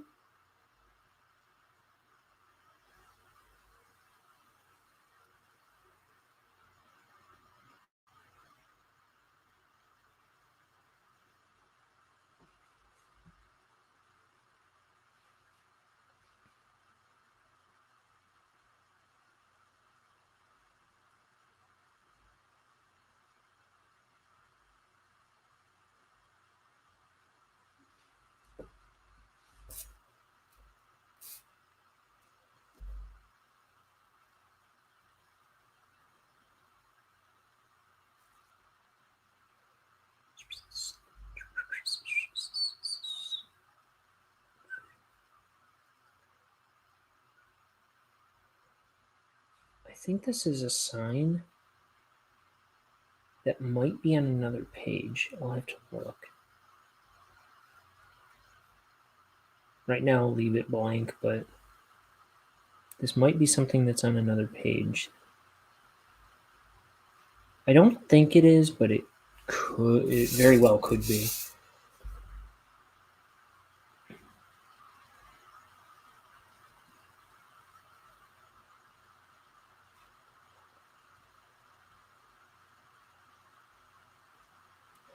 And I think I might have possibly left it blank, thinking the same thing at the pencil stage.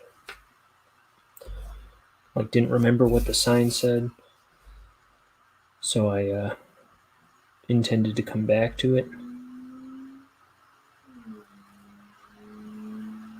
Okay.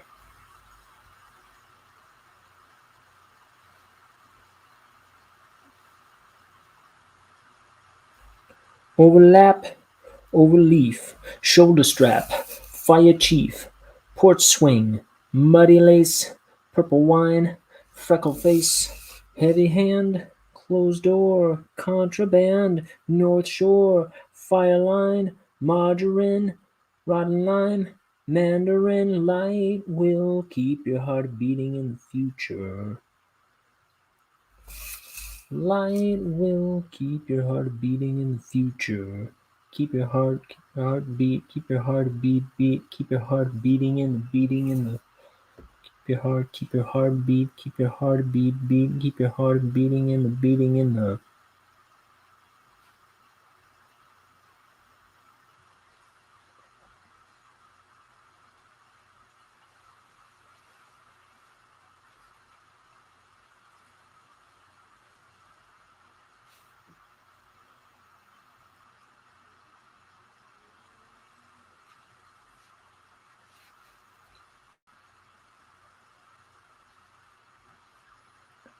See, this looks.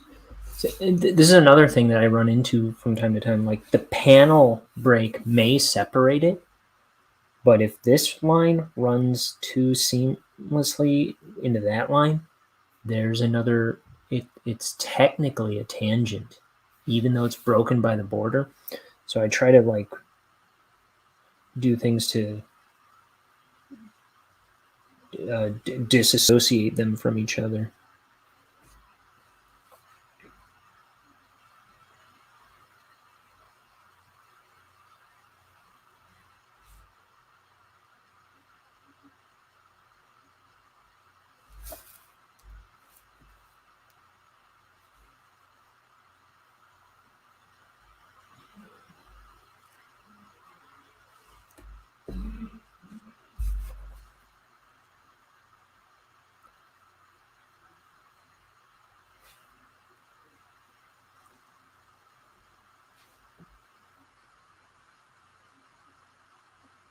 It's all stuff to just look out for to avoid muddying up the clarity of the page. Like clarity is number one. And I think that's if you can work on your clarity as a cartoonist, I think that's a big part of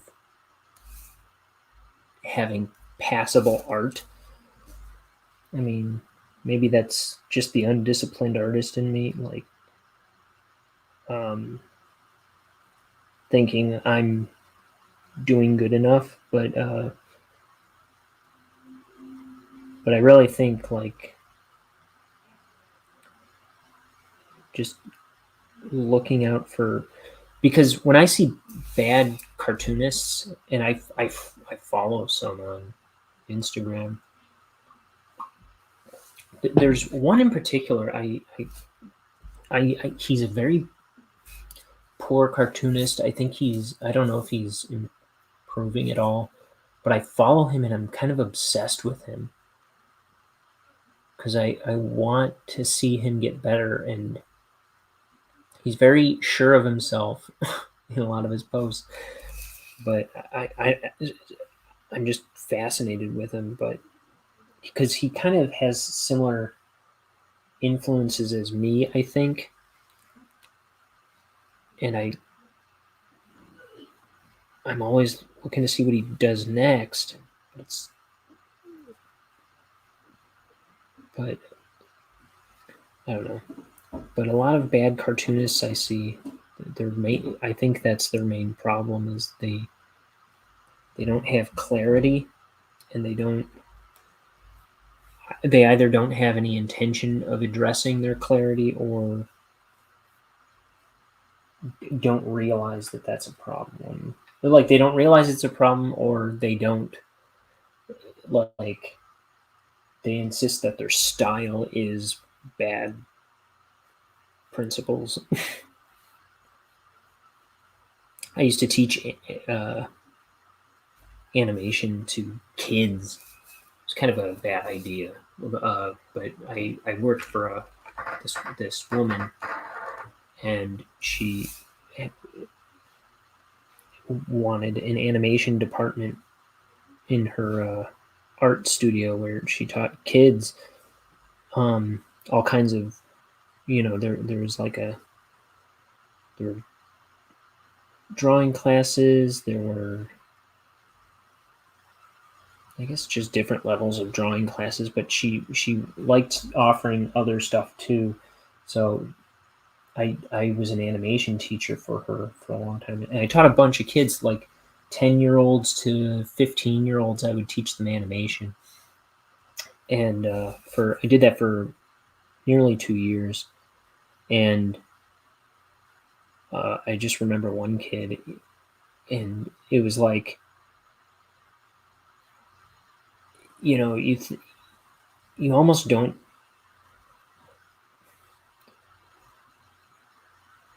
It's like such a tropey thing to be true, and then of course it's everywhere. But it was like almost like I never saw myself dealing with kids like this. But I would t- tell the kid how to do his technique better. I would show him how to do stuff properly, and he's like, "Oh, that's my style." It's like, no, your style is ignorance. Just do it. Do as I say. Of course, I was kinder than that, but you know that is the worst thing. I like that. That made me like grind my teeth so bad when he said that. Like, your style. That's your style. I'm telling you, your style is incorrect. Like, there's one thing to have an off kilter style or something, but like it has to be rooted in principle. You know what I mean? Otherwise, it's like if you do nothing but abuse the rules, then it's either your style is a disservice to itself because it won't translate to other people.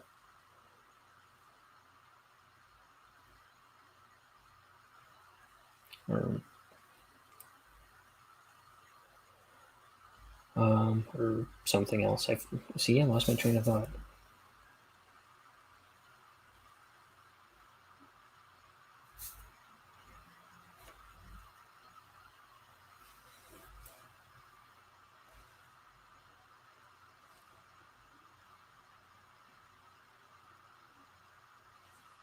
I blame cartoons. Oh, I can't stay mad at cartoons.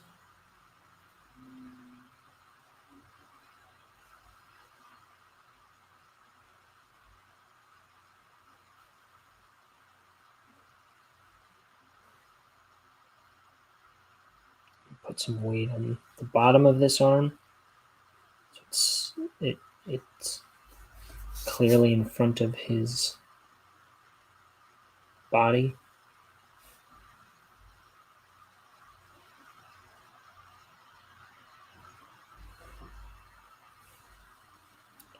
I think the top of this tie could be clearer, but it's okay. Whatever. I don't know.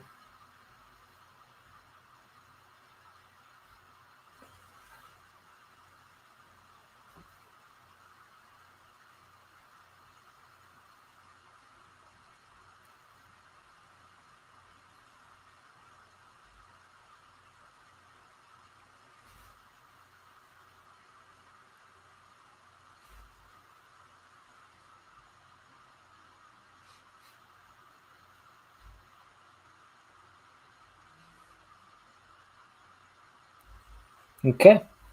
That's 2 pages for today. So I'm finally ahead of the game, which is where I need to be because I won't be ahead of the game when I skip Christmas now. I mean, well, I will be. I don't know about ahead of the game.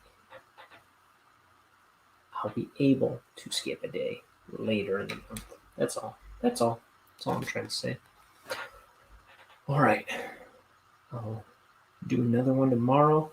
Like I said, I'm going to try and do it a little earlier than the 7 o'clock one I tend to do. So I'm thinking early afternoon, like the first one today. But we'll see. We'll see. I never know. If I plan too much, I burn myself. So,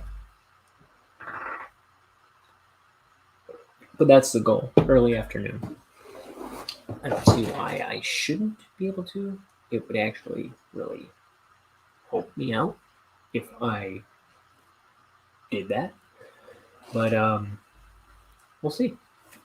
Anyway, bye everybody.